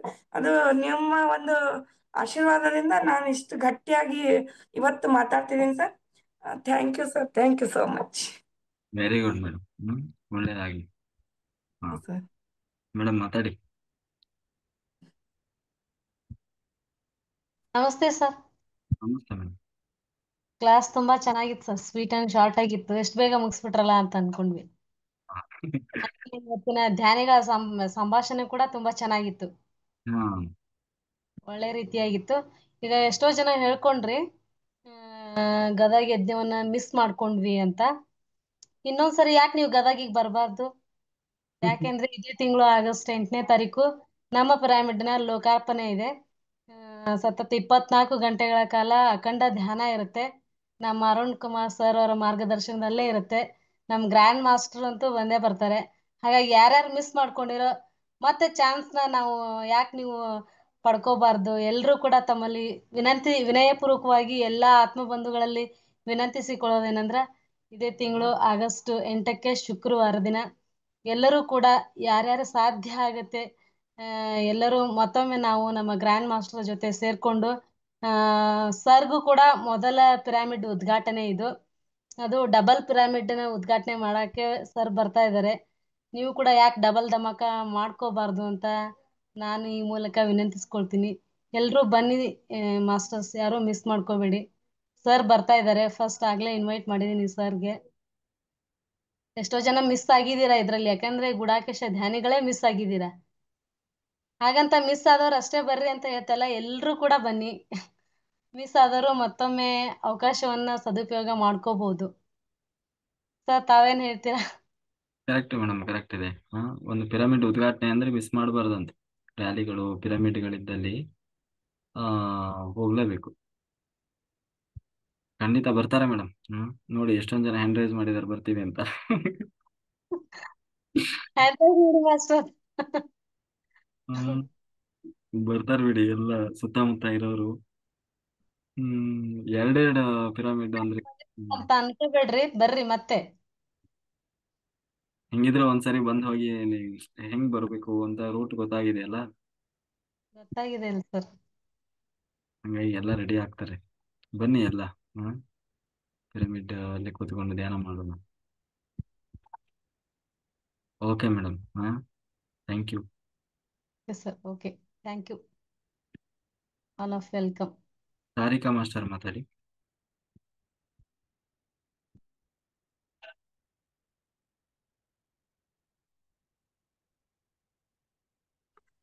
ಕೇಳಿಸ್ತಾ ಇದೆ ಸರ್? ಹಾ ಮೇಡಮ್ ಹೇಳಿ. ಹಾ ಸರ್, ಲಾಸ್ಟ್ ವೀಕ್ ನಂದು ಮಂಡಲ್ ಧ್ಯಾನ ಕಂಪ್ಲೀಟ್ ಆಯ್ತು ಸರ್. ಹ್ಮ್ ನಾ ಸತತವಾಗಿ 8-9 ಮಂತ್ ಪ್ರಯತ್ನ ಮಾಡ್ತಾ ಇದ್ದೀನಿ, ಬಟ್ ಆಗ್ತಾ ಇರ್ಲಾಗಿತ್ತು. ಅವ್ರ ಮತ್ತೊಬ್ಬರು ಮೇಡಮ್ ಹೇಳಿದ್ರಲ್ಲ, ಒಂದು ಅವ್ರ ಹೆಸರು ನಂಗಿಲ್ಲ, ಅವ್ರು ಗುಡಾಗಿಸಿದಾಗಿದಾರ. ಅವ್ರ ಒಂದಿನ ಅನುಭವ ಹೇಳಿದ ತಕ್ಷಣ ಇವ್ರೆಲ್ಲಾರು ಮುಂದ್ ಹೋಗ್ತಾರ, ನಾ ಒಬ್ಬಕ್ಕೆ ಹಿಂದೆ ಉಳ್ಯಾಕತ್ತೇನಂತ ಹೇಳಿ ಆ ದಿವ್ಸ ನಾನ ಮನಸ್ಸಿಗೆ ಮಾಡ್ಕೊಂಡೆ ಇವತ್ತು ರಾತ್ರಿ ಕುಂಟ್ಕೋಬೇಕಂತ ಹೇಳಿ. ಆಮೇಲೆ ನಾ ಉಡುಪಿಂದ 2x2 ದೊಡ್ಡದ ಪಿರಾಮಿಡ್ ಇರ್ತಿಲ್ಲ ಸರ್, ಕಾಣಿಸ್ತಿದ್ಯಾ ಸರ್? ಹಾ ಸರ್, 2 months ಆಗಿತ್ತ. ಆ ಪ್ಲಂಬರ್ ಅವ್ರು ಬರ್ಲಾಗಿದ್ರ. ಅದ ಹ್ಮ್ ದಿನ ಸಾಯಂಕಾಲ ಅವ್ರು ಫಿಟ್ಟಿಂಗ್ ಮಾಡಿಕೊಟ್ರು ಮತ್ತ ಅವ್ರ ಅದ ದಿನ ಅನುಭವ ಹೇಳಿದ್ರ. ಹ್ಮ್ ಅದ ಎರಡು ಕೂಡಿ ಆ ದಿನ ಕೊಂಡಿರ್ಬೇಕಂತ ಕುಂತಿ ಮತ್ತ ಆ ದಿನ ಆತ ಮತ್ 41 ಡೇಸ್ಗ ಫುಲ್ ಡಿಸೆಂಟ್ರಿ ಹತ್ ಬಿಟ್ಟಿದ್ ಸರ್. ಲಾಸ್ಟ್ ಏನ್ ಆಗ್ತಿದ್ ನನಗ ಅನುಭವ ಅಂತ ತಿಳ್ಕೊಂಡೆ. ಒಂದ್ ಹ್ಮ್ 15-20 ಟೈಮ್ಸ್ ಸ್ಯಾಟರ್ಡೇದಿಂದ ಸ್ಯಾಟರ್ಡೇ ಆಗಿದ್ರೆ ಸೋಮವಾರ ದಿವಸ ಏಕಾದಶಿ ಇತ್ತು. ಹ್ಮ್ 3 ದಿನ ಡಿಸೆಂಟ್ರಿ ಹತ್ತಿದ್. ಬಟ್ ನಾ ಒಂದು ಟ್ಯಾಬ್ಲೆಟ್ ತಗೊಲಿಲ್ಲ. ಬಟ್ ಏನ್ ವೀಕ್ನೆಸ್ ಬರಲಿಲ್ಲ. ಹ್ಮ್ ಆಮೇಲೆ ನೀವು ಕ್ಲಿನ್ಸಿಂಗ್ ಆಗ್ತದೆ ಅಂತ ಹೇಳಿದ್ರಲ್ಲ, ಹ್ಮ್ ಅದಾತ. ಆಮೇಲೆ ಸರ್ ಗದಗ ಬರ್ಬೇಕಂತ ನಾನು ಡಿಸೈಡ್ ಮಾಡಿದ್ದೆ. ಹ್ಮ್ ಆಮೇಲೆ ಬರೋಕಿಂತ ಮುಂಚೆ 3 ದಿವ್ಸ ಕಂಟಿನ್ಯೂಸ್ ಬಟ್ ಈಗ ನೈಫ್ ಹತ್ತಿತ್ತೆ. ಅಲ್ಲಿ ನಾ ಒಂದ್ ಸ್ವಲ್ಪ ಕಾಲೇಜಾಗ ವರ್ಕ್ ಮಾಡ್ತೀನಲ್ಲ ಮೈಕ್ರೋಟೋಮ್ ಮೇಲೆ, ಹ್ಮ್ ಅದು ಒಂದ್ ಬ್ಲೇಡ್ ಹತ್ತಿದ್ರಿ ಸರ್. ಅದ್ ಬ್ಲೇಡ್ ಅಲ್ಲೇನ ನಾ ಕೆಲಸ ಮಾಡ್ತೇನೆ. ಅದ್ 8-9 ವರ್ಷ ನಾ ಮಾಡ್ತಿದ್ದೆ. ಯಾವಾಗ ನಂಗೆ ಹಂಗ ಹತ್ತಿಲ್ಲ, ಎಲ್ಲಾರ್ಗು ಹತ್ತಿದ್ವಿ. ಬಟ್ ಆಮೇಲೆ ಮನ್ಯಾಗ್ನು 2 ದಿವ್ಸ ಫಾಸ್ಟ್ ಕೆಲಸ ಮಾಡ್ತೀನಿ. ಹಿಂಗ್ಯಾಕ್ ಆಗ್ತಾ ಇದೆ ನಂಗ, ನೀವ್ರೇ ಹಾರ್ಮೋನಿಯಂ ಬಾರ್ಸ್ ಅಂತ ಹೇಳಿದ್ರಿ. ಮತ್ತ ಇಷ್ಟ್ ನೋವು ಆಗಿತ್ರಿ ಬರೋಕ್ಕಿಂತ ಮುಂಚೆ. ಒಂದ್ ಸ್ವಲ್ಪ ಸ್ವೆಲ್ಲಿಂಗ್ನು ಆಗಿತ್ತು. ಇನ್ ಹೆಂಗ್ ಬರ್ಸೋದ ಅಂತ ಹೇಳಿದೆ. 3 ದಿನ ನೈಫ್ ಆಯ್ತಾ ಏನ್ ನಂಗೆ ರೀಸನ್ ಗೊತ್ತಾಗ್ಲಿಲ್ಲ. ಬಟ್ ನಾ ಏನ್ ಕೇರ್ಲೆಸ್ ಮಾಡಿದೆ, ಡೋಂಟ್ ಮೈಂಡ್ ಮಾಡಿದೆ. ಬಟ್ ಹಿಂಗ ಆತು. ಆಮೇಲೆ ಗುಡಾಕೇಶಿ ಆದ ತಕ್ಷಣ 1-2 ಸಲ ನಿನ್ನೆ ರಾತ್ರಿ ಮತ್ತ ಹೋದ್ ವೀಕ್ನಾಗ ಒಮ್ಮೆ ಹಂಗ ಮಕ್ಕೊಂಡ್ಬಿಟ್ಟೆ. ಗದಗ್ ಬರೋಕಿಂತ ಮುಂಚೆ ಒಮ್ಮೆ 1-2 ಗಂಟೆ ಮಕ್ಕೊಂಡ್ಬಿಟ್ಟೆ. ಹಾವು ಬಂದು ಸರ್. ಫಸ್ಟ್ ರೂಮ್ದಾಗ ಒಂದ್ ದೊಡ್ಡದಾವ, ಅದಕ್ಕಿಂತ ಮುಂಚೆ ಮತ್ತೊಂದು ರೂಮ್ದಾಗ ಫುಲ್ ದೊಡ್ಡ ಇಲ್ಲಿಂದ ಇಲ್ಲಿ ಮಟ ಹಾವು ಬಂತು. ಫುಲ್ ಹೆದರ್ ಬಿಟ್ಟೆ ನಾನು. ಆಮೇಲೆ ಹ್ಮ್ ನಿನ್ನೇನು ಮಕ್ಕೊಂಡ್ಬಿಟ್ಟೆ ಹಂಗ. ಮಕ್ಕೊಂಡ್ ತಕ್ಷಣ ಒಂದ್ ಲೇಡಿ ಬಾಡಿ ಇತ್ತದ. ಆ ಏನ್ ಗೊತ್ತಿಲ್ಲ, ಇಷ್ಟ ನನಗೆ ಹೆದರಿಕೆ ತೋರಿಸ್ತಾ ಇತ್ತು. ಆಮೇಲೆ ನಾ ಹೇಳಾಕತ್ತೇನೆ, ಆ ಬಾಡಿಗ ಹೇಳಾಕತ್ತೇನಿ, ನನಗೆ ಹೆದರಿಕೆ ತೋರಿಸ್ಬೇಡ, ನಮ್ ಗುರುನ ಹೆಸರ ನಾಮಸ್ಮರಣ ಮಾಡ್ತೇನೆ, ಓಂ ನಮಃ ಶಾಂತೇನಿ. ಅವ್ರು ಬಂದ್ರೆ ನಿನ್ ಏನ್ ಉಳಂಗಿಲ್ಲ. ಮತ್ತ ನಾ ಕುತ್ತಿಗೆ ಹಿಚ್ಕಾಕತೀನಿ ಆ ಬಾಡಿದ. ಆಲ್ರೆಡಿ ಅದು ಪ್ರೆಸ್ ಆಗಿಂದಿತ್ತ ಅದ. ಏನ್ ನನ್ಗೆ ಹ್ಮ್ ಗೊತ್ತಾಗ್ಲಿಲ್ಲ. ಆಮೇಲೆ ನಾ ಎಷ್ಟ್ ಅಳಾಕತ್ತೀನಿ, ಎಷ್ಟ್ ಮಾತಾಡಕತ್ತೀನಿ, ಅದ್ರ ನಂದ್ ಸೌಂಡ್ ಯಾರಿಗ ಕೇಳಿಸ್ತಾನಿಲ್ಲ. ನಾ ಅಳಾಕತ್ತಿಂದ, ನಾ ಮಾತಾಡಕತ್ತಿಂದ ಆ ಬಾಡಿ ಅಷ್ಟ್ ನನ್ಗೆ ಹೆದರಿಕೆ ತೋರ್ಸಾಕತ್ತೈತಿ. ಏನ್ ನಂಗೆ ಹ್ಮ್ ಗೊತ್ತಾಗ್ಲಿಲ್ಲ. ಆಮೇಲೆ ಗೊತ್ತಾಯ್ತು ನಾನು ಹಂಗ ಮಕ್ಕೋದಿಲ್ಲ ಅಂತ. ಹಿಂಗ ನನ್ಗೆ ಹೆದರಿಕೆ ಬಂತತಿ. ಹಿಂಗ 2 ಸಲ ಆತು. ಆಮೇಲೆ ಉಡುಪಿಗ ಬಂದ ತಕ್ಷಣ ನಾವು ಲೇಟ್ಲೇನೆ ಬಂದಿದ್ದು. ಒಂದ್ ಮ್ಯಾರೇಜ್ ಇತ್ತಂತ. 2 ಡೇಸ್ ಆದ್ರೂನು ಆ ಬಂದ ತಕ್ಷಣ ಇಲ್ಲಿ ಆ ಏನು ನಂದು ಅಡಿಗೆ ಮಾಡ್ರೆ ಫುಲ್ ಟೇಸ್ಟೇ ಆಗ್ತಾ ಇದೆ ಸರ್. ಹ್ಮ್ ಆಮೇಲೆ ಕಾಲೇಜ್ ಹೋತೇನ ಒಂದ್ ಪರ್ಟಿಕ್ಯುಲರ್ ಪ್ಲೇಸ್ ಐತಿ. ಅದ ಪ್ಲೇಸ್ ಬಂದ್ರ ಎನರ್ಜಿ ಬಂದಂಗ ಆಗ್ತೈತ್ರಿ ಸರ್. ಹ್ಮ್ ಅದ ಉಡುಪಿಗೆ ಹೋದ ತಕ್ಷಣ ಆಮೇಲೆ ಗದಗದಿಂದ ಹೋಗ್ಬರಾನ ಅಂದ್ರ ಹನುಮಪ್ಪನ ಗುಡಿ ಐತ್ರಿ. ಹನುಮಪ್ಪ ಗುಡಿ ಒಂದ್ ಸ್ವಲ್ಪ ಪ್ಲೇಸ್ ಬಿಟ್ಟ ನಂಗೆ ಅಲ್ಲಿ ಎನರ್ಜಿ ಬಂದಾಗ ಆಗ್ತಿದೆ. ಆಮೇಲೆ ಮತ್ತೊಂದ್ ರೋಡ್ ಕಡೆ ಹನುಮಪ್ಪ ಗುಡಿ ಇದೆ. ಅದು ಅಷ್ಟು ಸ್ಪೇಸ್ ಐತ್ರಿ. ಈಗ ನಾ ಹೋಗ್ತಾ ಇರ್ತೀನಿಲ್ಲ ಕಾಲೇಜ್ಗ, ಹೋಗೋ ಟೈಮ್ಗ ಅದ ಪ್ಲೇಸ್ ಕರೆಕ್ಟ್ ನಂಗೆ ಎನರ್ಜಿ ಬರ್ತೈತಿ. ಹ್ಮ್ ಆಮೇಲೆ ಅಡಿಗೆ ಫುಲ್ ಟೇಸ್ಟಿ ಆಗ್ತಾ ಇದೆ. ಹ್ಮ್ ಇಷ್ಟ ಟೇಸ್ಟಿ ಆಗ್ತಾ ಇದೆ, ನಾನ ಇದ್ ಮಾಡಿದ್ದೀನಿ ಏನಂತ ನಂಬಿಕೆ ಆಗ್ತಾ ಇಲ್ಲ ಸರ್. ಹ್ಮ್ ಆಮೇಲೆ ಸರ್ ಮಾನ್ಸೂನ್ ಸೇಲ್ ಅಲ್ವಾ, ಆ ಈಗ ಸೇಲ್ ಇರ್ತಾವ್ರಿ ನಮ್ ಕಡೆ. ಆಮೇಲೆ ಸ್ವಲ್ಪ ಸಾಡಿ ಶಾಪಿಂಗ್ ನಂದು ಬಾಳ ಹುಚ್ಚ ಇದೆ. ನಾ ಏನೋ ಅನ್ಕೊಂಡಿರ್ತೇನಿಲ್ಲ, ಅದ ನನ್ಗ ಸಾಡಿ ಆಫರ್ನೇ ಸಿಕ್ಕ ಬಿಟ್ಟಿದ್. ಹಿಂಗ ಬಾಳ ಆಗಿದವ್ರಿ ಸರ್ ಈ 2 months ಒಳಗ.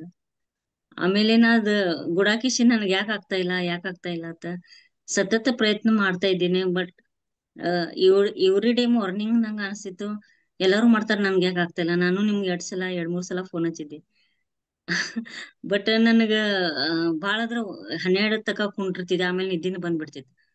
ಬಟ್ ಆದ್ರ ಸರ ಆತಂತ ಇಷ್ಟು ಖುಷಿ ಆಗಿತ್ರಿ ನನಗ. ರಾತ್ರಿ ಈಗ ನೈಟ್ ಆಗೈತಿ, ಈಗ ನಾ ಮಲ್ಕೋಬೇಕು ಅನ್ನೋದು ಫೀಲಿಂಗ್ಸ್ ಹೋಗ್ಬಿಟ್ಟಿದ್ರಿ. ಅದ್ ನನ್ ಸೈಕಾಲಜಿ ಇತ್ತು. ಈಗ ಮಲ್ಕೋಬೇಕು, ನಾ 3 ತಾಸ್ರೆ ಮಲ್ಕೋಬೇಕು, 4 ತಾಸು ಮಲ್ಕೋಬೇಕು, ಬರೀ ನಾನು ಕೌಂಟ್ ಮಾಡ್ತಾ ಇದ್ದೆ. ಬಟ್ ಆಗ್ತಾ ಇಲ್ಲ. ಬಟ್ ಈಗ ಅದು 1 ಮಂಡಲ್ ಧ್ಯಾನ ಆದ ತಕ್ಷಣ ಅದ ನಿದ್ದೆ ಅನ್ನೋದು ಏನ್ ಇತ್ತಲ್ಲ, ಅದ್ ನನ್ ಸೈಕಾಲಜಿ ಹೋಗ್ಬಿಟ್ಟಿದೆ. ಅದ್ ನಂಗೆ ಬೇಕಾಗಿತ್ತು, ಅದ್ ಹೋಗ್ಬಿಟ್ಟಿದೆ. ಆಮೇಲೆ ನಮ್ ಜಾಯಿಂಟ್ ಫ್ಯಾಮಿಲಿ, ನನ್ ಜಾಬ್ ಅದನ್ನ ಸ್ವಲ್ಪ ಕೆಲಸ ಇರ್ತೈತಿ. ಬಟ್ ಕೆಲ್ಸ ಅಂತ ಹಿಂಗ ನನ್ಗೆ ಏನೋ ಅನ್ಸೋದಿಲ್ಲ. ಈಗ ಮನಸ್ಸಿನಾಗ ತಂದ ತಕ್ಷಣ ನಾ ಇಷ್ಟ್ ಫಾಸ್ಟ್ ಮಾಡ್ತೀನಿ, ನಂಗೆ ಆಯಾಸ ಅನ್ನೋದು ಹೋಗ್ಬಿಟ್ಟಿದೆ. ಎಲ್ಲರೂ ಯಾವಾಗ ಹೇಳ್ತಿ, ಯಾವಾಗ ಮಾಡ್ತಿ ಅಂತ ಏನಂತಾರ. ಬಟ್ ನನ್ಗೇನು ಅನ್ಸೋದಿಲ್ಲ. ಇದೊಂದ್ ದೊಡ್ಡ ಮಿರಾಕಲ್ ರೀ ನನ್ನ ಲೈಫ್ನಾಗ ಸರ್.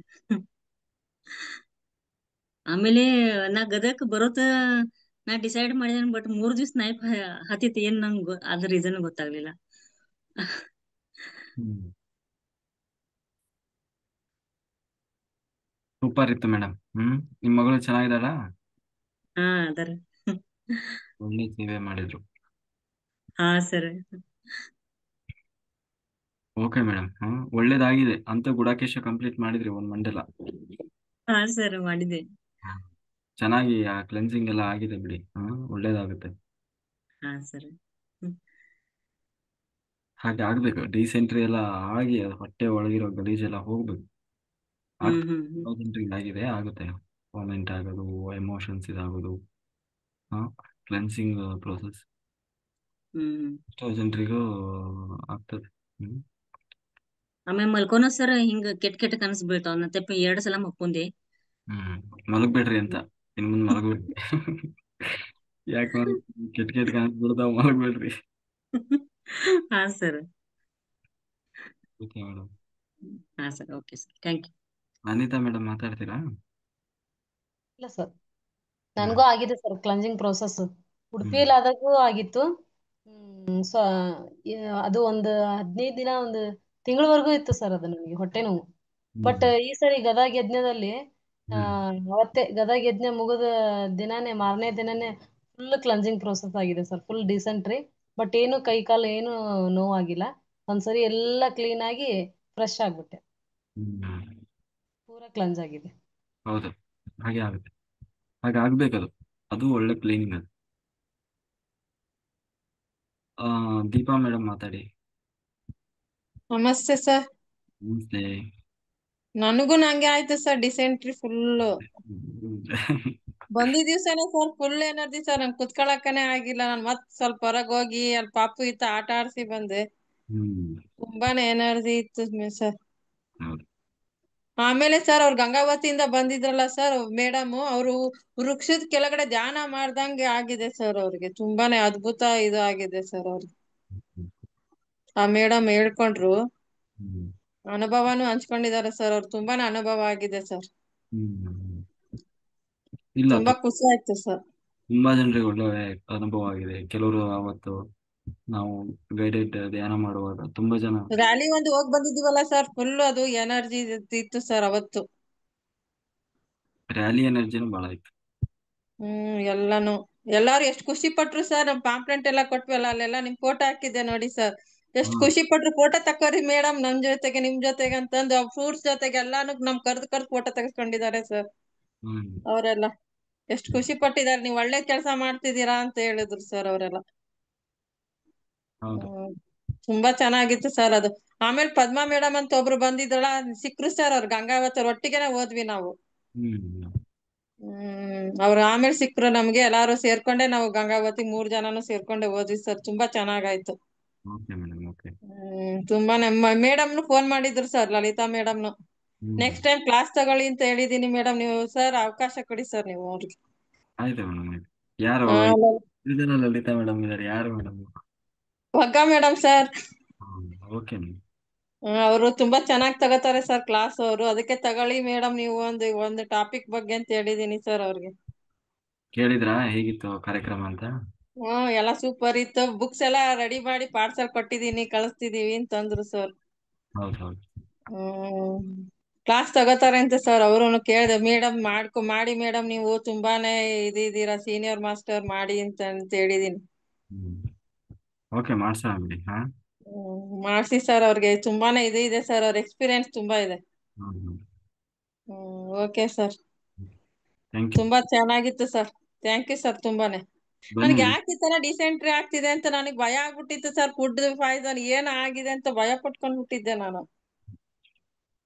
ಅದು ಕ್ಲೆನ್ಸಿಂಗ್ ಆಗುತ್ತೆ ಎಲ್ಲ, ಗಲೀಜೆಲ್ಲ ಹೊಟ್ಟೆ ಒಳಗೆ ಇರೋದು. ಅದು ಫಂಕ್ಷನ್ ಬೇರೆ ಇತ್ತು ಸರ್ ನನಗೆ. ಅದು ಹೋಗೋದಿತ್ತು, ಅದು ಒಂದಿತ್ತು. ಅದು ನಾರ್ಮಲ್ ಡಿಸೆಂಟ್ರಿ ತರ ಇರಲ್ಲ. ಹೌದು ಸರ್, ಸುಸ್ತೇನ್ ಆಗಿಲ್ಲ ನನಗೆ. ಓಕೆ. ಸುಧಾ ಮಾಸ್ಟರ್, ಚೆನ್ನಾಗಿದೆ. ಸುಧಾ ಮೇಡಮ್ ಬೇಗ ಮಾತಾಡಿ. ಸರ್ ನಮಸ್ತೆ. ನಮಸ್ತೆ ಮೇಡಮ್. ಸರ್, ಗುಡಾಕೇಶ ಅಂತ ಹೇಳ್ಬಿಟ್ಟು ಡೇ ಬಿಫೋರ್ ಎಸ್ಟರ್ಡೇ, ಮೊನ್ನೆ ನಾನು ಫುಲ್ ನೈಟ್ ಕೂತ್ಕೊಂಡೆ. ನಿನ್ನೆ ಆಗ್ತಿಲ್ಲ ಸರ್ ನಂಗೆ. ನಿನ್ನೆ ನಿನ್ನೆ ಆಗ್ಲಿಲ್ಲ ಸರ್, ಕೂತ್ಕೊಂಡೆ. ಆ, ತುಂಬಾ ಒಂಥರ ನಿದ್ದೆ ಬಂದಂಗ ಆಯ್ತು, ಕಾನ್ಸಂಟ್ರೇಷನ್ ಆಗ್ಲಿಲ್ಲ. ಆಮೇಲೆ ಬುಕ್ ಓದೋಣ ಅಂತ ಹೇಳ್ಬಿಟ್ಟು ಓದಕ್ಕೆ ಅಂತ ಕೂತ್ಕೊಂಡೆ, ಕೈಯಿಂದ ಕೆಳಗಡೆ ಜಾರಿ ಬುಕ್ ಬಿದೋಗಿದೆ. ಆ ತರ ಜೋರಾಗಿ ನಿದ್ದೆ ಬಂದ್ಬಿಡ್ತು ಸರ್. ಈ ತರ ಆದ್ರೆ ಹೆಂಗೆ ಕಂಪ್ಲೀಟ್ ಮಾಡೋದು ಅಂತ. ಹಾಗೇನಿಲ್ಲ, ಎನರ್ಜಿ ಲೆವೆಲ್ ಜಾಸ್ತಿ ಇರ್ತದೆ. ಆ ಅದು ನಮಗೆ ಬ್ಯಾಲೆನ್ಸ್ ಮಾಡ್ಲಿಕ್ಕೂ ಆಗದೆ ಇರೋಷ್ಟು ಎನರ್ಜಿ ಇರ್ತದೆ. ಅದಕ್ಕೆ ಏನ್ ಮಾಡ್ಬೇಕು, ಚೇರ್ ಮೇಲೆ ಕುತ್ಕೊಳ್ಬೇಕು. ಚೇರ್ ಮೇಲೆ ಕುತ್ಕೊಂಡು ಧ್ಯಾನ ಮಾಡಬೇಕು. ಆ ನಿದ್ದೆ ಬಂದ್ರೆ ಎದ್ದು ಹೋಗಿ ಮಲಗಬಾರ್ದು. Logic is simple. ನಿದ್ದೆ ಬಂದ್ರೆ ಎದ್ದು ಹೋಗಿ ಮಲಗಬಾರ್ದು, ಧ್ಯಾನದಲ್ಲೇ ನಿದ್ದೆಗೆ ಜಾರಬೇಕು. ಹ್ಮ್ ಹ್ಮ್ ಧ್ಯಾನದಲ್ಲಿ ನೀವು ಚೇರ್ ಮೇಲೆ ಕುತ್ಕೊಂಡು ಇರ್ತೀರಲ್ವಾ, ನಿದ್ದೆ ಬಂದ್ರೆ ಅಲ್ಲೇ ಧ್ಯಾನದಲ್ಲೇ ನಿದ್ದೆ ಮಾಡುದು. ಅದೇ ಯೋಗ ನಿದ್ರಾ. ಅಂದ್ರೆ ಡೀಪ್ ಹೋಗ್ಬೇಕು ಧ್ಯಾನದಲ್ಲಿ ಪೂರ್ತಿ. ಹ್ಮ್ ಹಾ, ಬಟ್ ನಾವು ಎದ್ದು ಹೋಗಿ ಬೆಡ್ ಮೇಲೆ ಮಲಗಬಾರ್ದು, ಅದು ಮುಖ್ಯ. ಅವಾಗ ನಿಧಾನವಾಗಿ ಒಂದೇ ಸರಿ ಯಾರಿಗೂ ಅದು ಗ್ರಿಪ್ ಸಿಗೋಲ್ಲ. ಸ್ವಲ್ಪ ಅಭ್ಯಾಸ ಮಾಡ್ಬೇಕಾಗ್ತದೆ. ಸ್ವಲ್ಪ 1-2 ದಿವಸ 4-5 ದಿವಸ ನೀವು ದೇಹ ಕೂರ್ತು ಚೇರ್ ಮೇಲೆ ಅಂದ್ರೆ ಆಮೇಲೆ ಅದು ಸಹಜ ಆಗ್ಬಿಡ್ತದೆ, ಅಭ್ಯಾಸ ಆಗ್ಬಿಡ್ತದೆ. ಹ್ಮ್ ತೊಂದ್ರೆ ಇಲ್ಲ, ಆಗುತ್ತೆ. ನಿನ್ನೆ ಏನಾಯ್ತು, ಮೊನ್ನೆ ಏನಾಯ್ತು, ಮೊನ್ನೆ ಏನಾಯ್ತು, ಅದು ಯಾವುದು ಇಂಪಾರ್ಟೆಂಟ್ ಅಲ್ಲ. ಇವತ್ತಿಂದ ನಾನು ಕೂರ್ತೇನೆ ಅಷ್ಟೇ, ಅಷ್ಟೇ ಇರಬೇಕು. ನಾನು ಎಸ್. ಮಾಡ್ತೀನಿ. ಹ್ಮ್ ನೋಡಿ, ಅವರು ಸಾರಿಕಾ ಮೇಡಮ್ ಹೇಳಿದ್ರು, ಅವ್ರು 7-8 ತಿಂಗಳಿಂದ ಅಂದ್ರೆ ಎಲ್ಲರೂ ಅಂತಲ್ಲ, ಅವರು ಆ ಪ್ರಯತ್ನ ಬಿಡ್ಲಿಲ್ಲ. ಹ್ಮ್ ನಿರಂತರವಾಗಿ ಒಂದು ಮಂಡಲನಾದ್ರೂ ಮಾಡ್ಲೇಬೇಕು. ಎಲ್ಲರಿಗೂ ಆಗ್ತಾ ಇದೆ, ನನಗೆ ಯಾಕೆ ಆಗ್ತಾ ಇಲ್ಲ ಅಂತ ಹ್ಮ್ ಹೇಳಿ ನಿರಂತರ ಪ್ರಯತ್ನ ಮಾಡ್ತಾ ಮಾಡ್ತಾ ಮಾಡ್ತಾ ನೋಡಿ ಒಂದು ಮಂಡಲ ಕಂಪ್ಲೀಟ್ ಮಾಡಿದ್ರು ಅವ್ರು. ಇವಾಗ್ಲೂ ಕೂಡ ಕಂಟಿನ್ಯೂ ಮಾಡ್ತಾ ಇದ್ರು. ಹಾಗೆ ಓಕೆ. ಆ ಪ್ರಯತ್ನ ಅನ್ನೋದು ನಿಲ್ಬಾರ್ದು. ಹ್ಮ್ ಹಾ, ನಿನ್ನೆ ಏನಾಯ್ತು ಮೊನ್ನೆ ಏನಾಯ್ತು ಅದು ಮುಖ್ಯ ಅಲ್ಲ, ಇವತ್ತಿನಿಂದ ನಾನು ಕೂರ್ತೇನೆ ಅನ್ನೋದು ಮುಖ್ಯ. ಹ್ಮ್ ಹಾ, ವೆರಿ ಗುಡ್, ಮಾಡಿ ಮೇಡಮ್. ಆಗ್ತದೆ. ಸರ್, ಜರ್ನಿ ಎಲ್ಲ ಆಯ್ತು ಅಂದ್ರೆ ಸುಸ್ತಾಗ್ಬಿಟ್ಟು ನಿದ್ದೆ ಬಂದ್ಬಿಟ್ಟು. ಆಗ್ಲಿ, ಸುಸ್ತಾಗ್ತದೆ, ದೇಹ ದಣಿದ ಭಾಗದಾಗೂ ಹಾಗಾಗುತ್ತೆ. ಹ್ಮ್ ಕಾನ್ಸೆಪ್ಟ್ ಇಸ್ ಸಿಂಪಲ್. ನಿದ್ದೆ ಬದಲಾಗಿ ಧ್ಯಾನ ಮಾಡೋದು ಅಷ್ಟೇ. ಸರಿ ಸರಿ. ಹಾ, ನಿದ್ದೆ ಬದಲಾಗಿ ಧ್ಯಾನ ಮಾಡೋದು. ನೀವು ರಾತ್ರಿ ಬೆಡ್ ಹಾಕಿ ಮಲಗೋಂಗಿಲ್ಲ ಅಷ್ಟೇ, ಅದ್ರ ಬದಲಾಗಿ ಧ್ಯಾನ ಮಾಡೋದು. ಧ್ಯಾನದಲ್ಲಿ ಆ ಶಕ್ತಿಯನ್ನು ಪಡೆಯೋದು. ನಿದ್ದೆ ಕಂಟ್ರೋಲ್ ಮಾಡುವುದು ಉದ್ದೇಶ ಅಲ್ಲ, ನಿದ್ದೆಯ ಬದಲಾಗಿ ಧ್ಯಾನ ಮಾಡೋದು. ಓಕೆ. ಹ್ಮ್ ನಿದ್ದೆ ಕಂಟ್ರೋಲ್ ಮಾಡೋದಲ್ಲ, ಹ್ಮ್ ನಿದ್ದೆ ಹ್ಮ್ ನಿದ್ದೆ ಬದಲಾಗಿ ಧ್ಯಾನ ಮಾಡೋದು. ಹ್ಮ್ ಧ್ಯಾನದಲ್ಲಿ ನಿದ್ದೆ ಬಂದ್ರೆ ಧ್ಯಾನದಲ್ಲೇ ಯೋಗ ಇದ್ರೆ ಸರಿ ಸರಿ. ಒಟ್ಟಿನಲ್ಲಿ ಧ್ಯಾನ ಮಾಡೋದು. Okay. Manjula master, thank you. ನಮಸ್ತೆ ಮಾಸ್ಟರ್. ನಮಸ್ತೆ ಮೇಡಮ್. ಹಾ ಮಾಸ್ಟರ್, ನಾನು ಇವಾಗ ನಿಮ್ಗೆ 2-3 ಸರಿ ಕಾಲ್ ಮಾಡಿದ್ದೀನಿ, ನಾನೀಗ ಮಂಡಲ ಶುರು ಮಾಡ್ತೀನಿ ಅಂತ ಹೇಳ್ಕೊಂಡು. ಹ್ಮ್ ಬಟ್ ಇವಾಗ ನನಗೆ ಎಕ್ಸ್ಪೀರಿಯನ್ಸ್ ಸ್ಪೆಷಲ್. ಈಗ ಅವ್ರು ಹೇಳಿರೋದು ಫೀಡ್ಬ್ಯಾಕ್ ಅಲ್ಲಿ ಕ್ಲೆನ್ಸಿಂಗ್ ಪ್ರೋಸೆಸ್ ಅವರಿಗೆ ಆಫ್ಟರ್ ದ 41 days ಆಗಿದೆ. ಹ್ಮ್ ಮಂಡಲ ಕಂಪ್ಲೀಟ್ ಆದ್ಮೇಲೆ ನನ್ಗೆ ಏನಾಗ್ತಿದೆ ಅಂದ್ರೆ, ನಾನು ಶುರು ಮಾಡಿ ಸೆಕೆಂಡ್ ಡೇ ಥರ್ಡ್ ಡೇಗೆ ಹೆಂಗೆ ಅಂದ್ರೆ, ಅದು ಎಕ್ಸ್ಪೀರಿಯನ್ಸ್ ಮಾಡಿದವ್ರಿಗೆ ಮಾತ್ರ ಗೊತ್ತಾಗುತ್ತೆ master. Same as it is, ನನ್ಗೆ ಸ್ವಲ್ಪನೂ ಸುಸ್ತಿಲ್ಲ, ಎಂತದೂ ಇಲ್ಲ. ಎನರ್ಜಿ ಲೋ ಅಂದ್ರೆ ಫಿಸಿಕಲಿ ಆಗ್ಲಿ ಮೆಂಟಲಿ ಆಗ್ಲಿ ಆತರ ಲೂಸ್ ಮೋಷನ್ ಆಗ್ತಿದೆ ಅಂತ ನನಗೆ ಕಾನ್ಶಿಯಸ್ಸೇ ಇಲ್ಲ. ಅದು ಜಸ್ಟ್ ಅದು ಏನೋ ಒಂದು ಪ್ರೋಸೆಸ್. ಬಟ್ ನಂಗೆ ಈಗ ಗೊತ್ತಾಯ್ತದು ಕ್ಲೆನ್ಸಿಂಗ್ ಪ್ರೋಸೆಸ್ ಅಂತ ಮಾಸ್ಟರ್. ಯಾವ ತರ ಇರ್ತದೆ ಅಂದ್ರೆ ಒಂದು ಸಾರಿ ಹೊರಗ್ ಬಂದು ಮತ್ತೆ ಕುತ್ಕೊಳಕ್ಕೂ ಪುರ್ಸೊತ್ತಿರಲ್ಲ, ಅಷ್ಟು. ಹಾ ಮಾಸ್ಟರ್, ಎಕ್ಸಾಕ್ಟ್ಲಿ ಮಾಸ್ಟರ್. ನಮ್ಮ ಮಮ್ಮಿ ಅದಕ್ಕೆ ಕೇಳ್ತಾ ಇದ್ರು ನಂಗೆ, ನೀ ಹಿಂಗ್ ಹೋಗ್ತಿ ಹೆಂಗ್ ಬರ್ತಿ ಮತ್ ಹೋಗ್ತಾ ಇದೀಯಲ್ಲ, ಯಾಕೆ ಮಾತ್ರೆ ತರಿಸ್ಕೊಡ್ಬೇಕಾ? ಏನೋ ಬೇಡ ಮಮ್ಮಿ ನನಗೆ. ನನ್ನ ಹಸ್ಬೆಂಡ್ ಅಷ್ಟೇ, ಇಷ್ಟ್ ಸರಿ ಓಡಾಡ್ತಾ ಇದ್ರೆ ಮಾತ್ರೆ ಬೇಕಾ? ನಾನ್ ಈಗ ನನಗೆ ಈಗ ಅಂದ್ರೆ ನಂಗೆ 1 ಮಂತ್ ಗ್ಯಾಪ್ ಅಲ್ಲಿ ಡ್ರಾಪ್ ಆಗಿದೆ ಮಾಸ್ಟರ್. ನಂಗೆ ಮಂಡಲ ಕಂಪ್ಲೀಟ್ ಮಾಡಕ್ಕಾಗಿಲ್ಲ. ಬಟ್ ಈ ಪ್ರೋಸೆಸ್ ಇದೆಯಲ್ಲ, ನಾನು ಮಂಡಲ ಸ್ಟಾರ್ಟ್ ಮಾಡ್ತೀನಿ ಅಂತ ಸಂಕಲ್ಪ ಮಾಡ್ಕೊಂಡು ಸೆಕೆಂಡ್ ಡೇ ಥರ್ಡ್ ಡೇ ಶುರು ಆಗುತ್ತೆ. ಬಟ್ ನಂಗೆ ಎಲ್ಲೂ ಸುಸ್ತಿಲ್ಲ ಮಾಸ್ಟರ್. ಹ್ಮ್ ಆಮೇಲೆ ನಂಗೆ ಏನ್ ಪ್ರಾಬ್ಲಮ್ ಆಗ್ತಿದೆ ಅಂದ್ರೆ, 1 year ಬೇಬಿ ಇದ್ದಾಳೆ, ಅವಳಿಗೆ ಫೀಡಿಂಗ್ ಮಾಡಿಸ್ಬೇಕು. ಅವಳು ಹೆಂಗೆ ಅಂದ್ರೆ ಮಲಗಿಸಿ ಕುಡಿಯಕ್ಕೆ ಇದು ಆಗ್ಬಿಟ್ಟಿದ್ದಾಳೆ, ಅವಳು ಫಿಕ್ಸ್ ಆಗ್ಬಿಟ್ಟಿದ್ದಾಳೆ. ಸೊ ನಂಗೆ ಅದು ಬೇಜಾರಿದೆ. ನಾನು ಇಷ್ಟು ಸ್ಟ್ರಾಂಗ್ ಆಗಿ ಸಂಕಲ್ಪ ಮಾಡ್ಕೋತೀನಿ, ಯಾಕೆ ನನ್ನ ಮಗಳು ನನಗೆ ಇದಾಗ್ತಾ ಇಲ್ಲ, ಸಪೋರ್ಟ್ ಮಾಡ್ತಾ ಇಲ್ಲ ಅಂತ ಅದೊಂದು ವಿಷಯದಲ್ಲಿ ಬೇಜಾರಿದೆ ನಂಗೆ. ಹ್ಮ್ ಮಾಡ್ತಾರೆ, ಸಪೋರ್ಟ್ ಮಾಡ್ತಾರೆ ಬಿಡಿ. ಇನ್ನು ಸಣ್ಣ ಹುಡುಗಿ ಅಲ್ವಾ, ನೀವು ಅಭ್ಯಾಸ ಹಾ. ಮಾಡಿ. ಅಂದ್ರೆ ನಾನು ಅವಳ ಸೋಲ್ ಜೊತೆ ಕನೆಕ್ಟ್ ಆಗಿ ಟ್ರೈ ಮಾಡ್ತೀನಿ ಮಾಸ್ಟರ್. ಹ್ಮ್ ನನ್ 2 ಮಕ್ಕಳು ನಾನು ಹೆಂಗೆ ಅಂದ್ರೆ ಕೃಷ್ಣನ್ ಸೋಲ್ ಅಂತ ನಾನು ಬಿಲೀವ್ ಮಾಡ್ತೀನಿ ಅವ್ರನ್ನ. ಬಿಕಾಸ್ ಅವರು ಪ್ರೆಗ್ನೆನ್ಸಿ ಟೈಮ್ ಇಂದಾನೇ ನಾನು ಇಂಟ್ರೊಡ್ಯೂಸ್ ಆಗಿದ್ದು ಧ್ಯಾನಕ್ಕೆ. ಹ್ಮ್ ಸೊ ಅವರಿಬ್ರು ನಂಗೆ ಬ್ಲೆಸ್ಸಿಂಗ್ಸ್ ತರ. ಸೊ ಅದೊಂದ್ ಸ್ವಲ್ಪ ಬೇಜಾರಿದೆ ನಂಗೆ, ಅವಳು ಸ್ವಲ್ಪ ಕೋಆಪರೇಟ್ ಮಾಡ್ಬೇಕು, ಅವಳ ಸೋಲ್ ನನ್ಗೆ ಕೋಆಪರೇಟ್ ಮಾಡ್ಬೇಕು ಧ್ಯಾನಕ್ಕೆ ಅಂತ. ಬೇಜಾರ್ ಮಾಡ್ಕೋಬಾರ್ದು, ಥ್ಯಾಂಕ್ ಯು ಹೇಳ್ಬೇಕು. Hmm okay master. Hmm okay, ಮಾಡಿ ಮೇಡಮ್. ಒಳ್ಳೇದಾಗ್ಲಿ. Okay, thank you master. ನಿಮ್ ಗೈಡೆನ್ಸ್ ನಮ್ ಜೊತೆ ಇರ್ಲಿ, ಬ್ಲೆಸ್ಸಿಂಗ್ಸ್ ನಮ್ ಜೊತೆ ಇರ್ಲಿ. ನಮ್ದೇನಿಲ್ಲ, ನಿಮ್ದು ಪ್ರಯತ್ನ ಎವ್ರಿ ಡೇ ಸ್ವಾಧ್ಯಾಯ ಮತ್ತೆ ನಿಮ್ದು ಎವ್ರಿ ಟಾಪಿಕ್ಸ್ ಹೆಂಗಿರುತ್ತೆ ಅಂದ್ರೆ ಇವತ್ ನಂಗ್ ಮೈಂಡ್ ಅಲ್ಲಿ ಏನೋ ನನ್ ಜೊತೆ ಏನೋ ಬೇರೆ ಆಗಿರುತ್ತೆ, ನಂಗೊಂದ್ ಕ್ವಶನ್ ರೇಸ್ ಆಗಿರುತ್ತೆ. ಬಟ್ ಅವತ್ತಿನ ದಿನ ನೀವು ತಗೊಂಡಿರೋ ಟಾಪಿಕ್ ಅದಕ್ಕೆ 101% ರಿಲೇಟ್ ಆಗಿರುತ್ತೆ. ನಮ್ ಕ್ವಶನ್ಸ್ಗೆಲ್ಲ ಆನ್ಸರ್ ಸಿಕ್ಬಿಟ್ಟಿರುತ್ತೆ. Thank you master, thank you so much. Thank you. Okay masters, ಎಲ್ಲರೂ ವಾಟರ್ ರೆಡಿ ಮಾಡ್ಕೊಳ್ಳಿ, ನಾವು ಸಂಕಲ್ಪ ಮಾಡಿ ಧ್ಯಾನ ಶುರು ಮಾಡೋಣ.